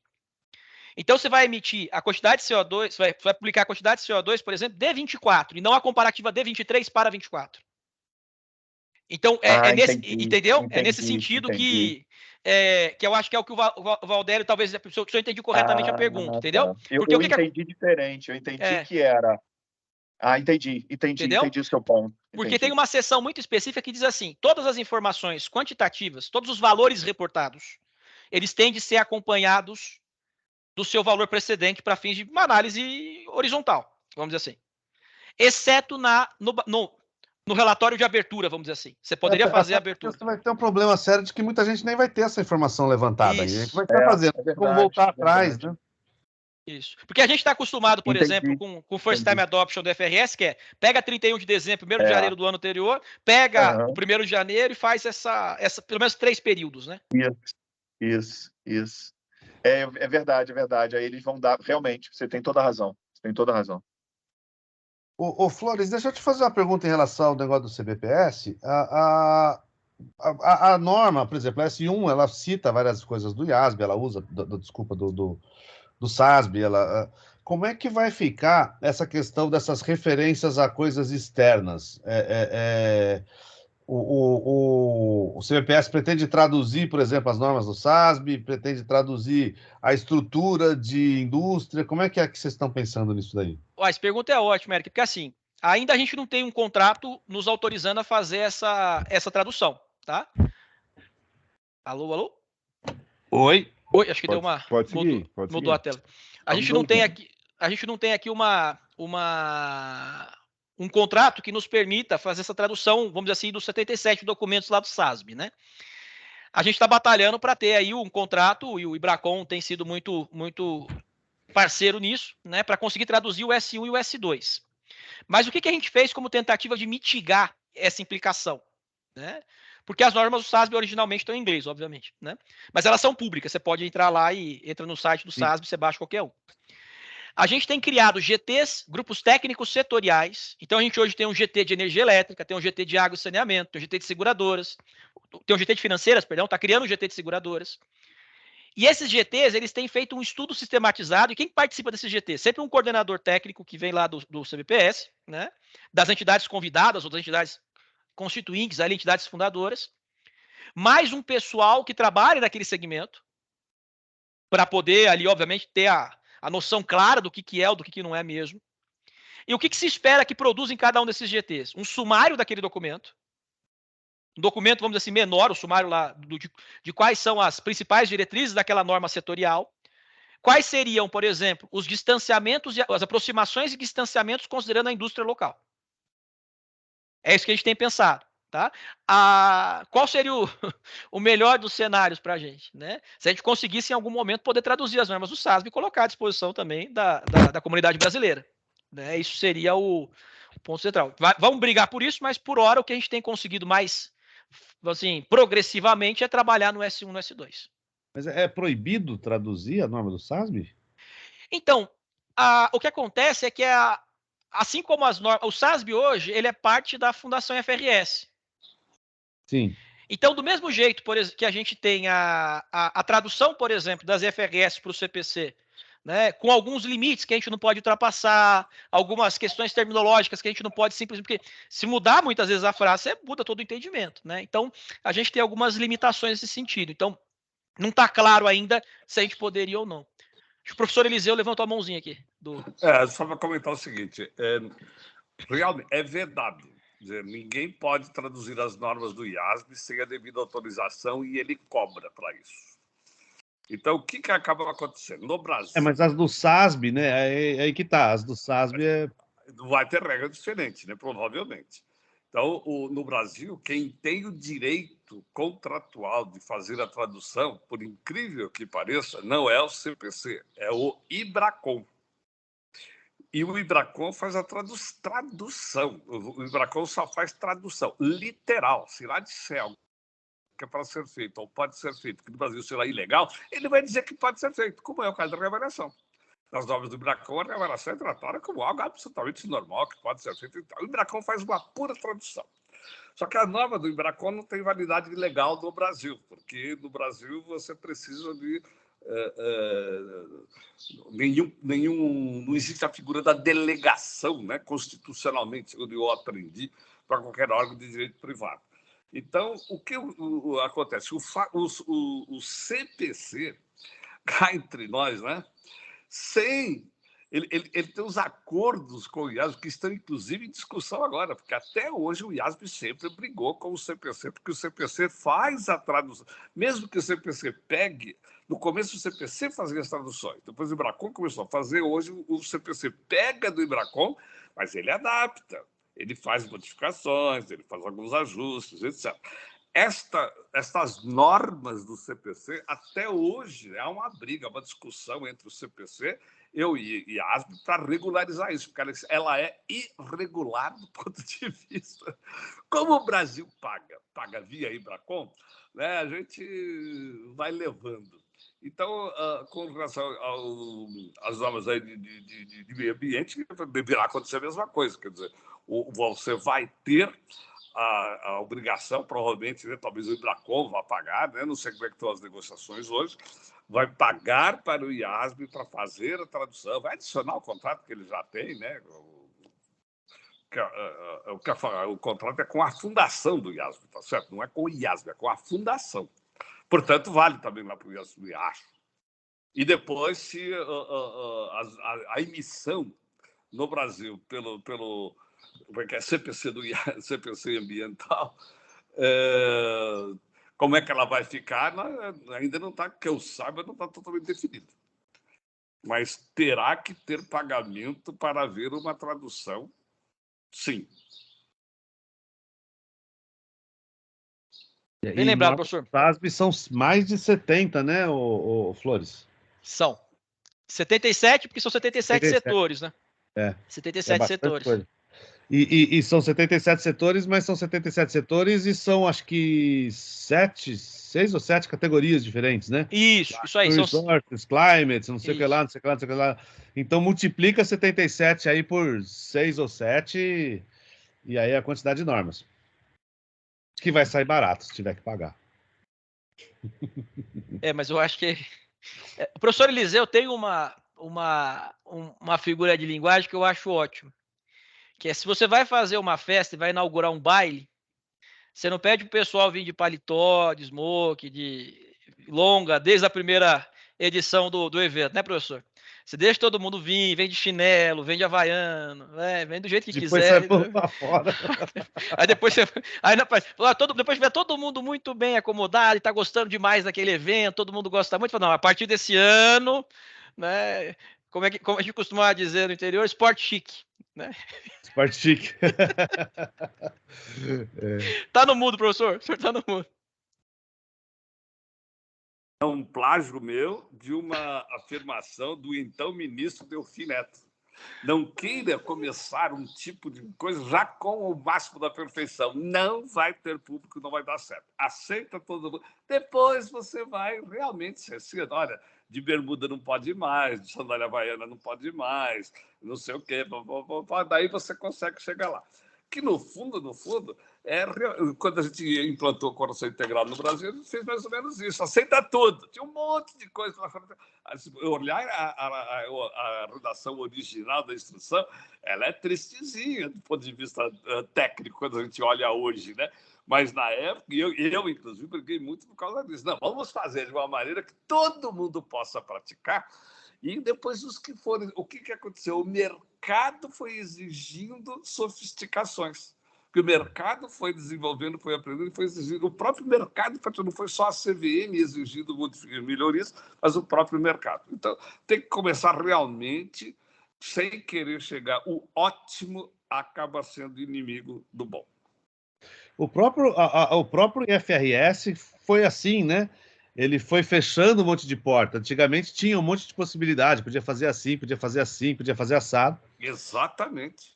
Bom, pessoal, ele tinha de permissões, era uma loucura, porque ele tinha que atender a todos os países, e no caso, principalmente, da União Europeia, que era quem ele olhava mais. E cada um tinha um critério diferente. Depois foi fechando as portas. Bom, pessoal, cumprindo com a nossa tradição aqui de pontualidade, pelo menos no encerramento, né? Porque as pessoas marcam suas agendas e hoje a gente... Então, para ir numa reunião daqui para lá é só mudar o Teams, né? Só queria passar dois recados. A gente está com uma questão de agenda em setembro, que seria dia 29, e a nossa proposta é antecipar para o dia 22 de setembro a nossa próxima reunião, que já compramos o passe do Flores novamente.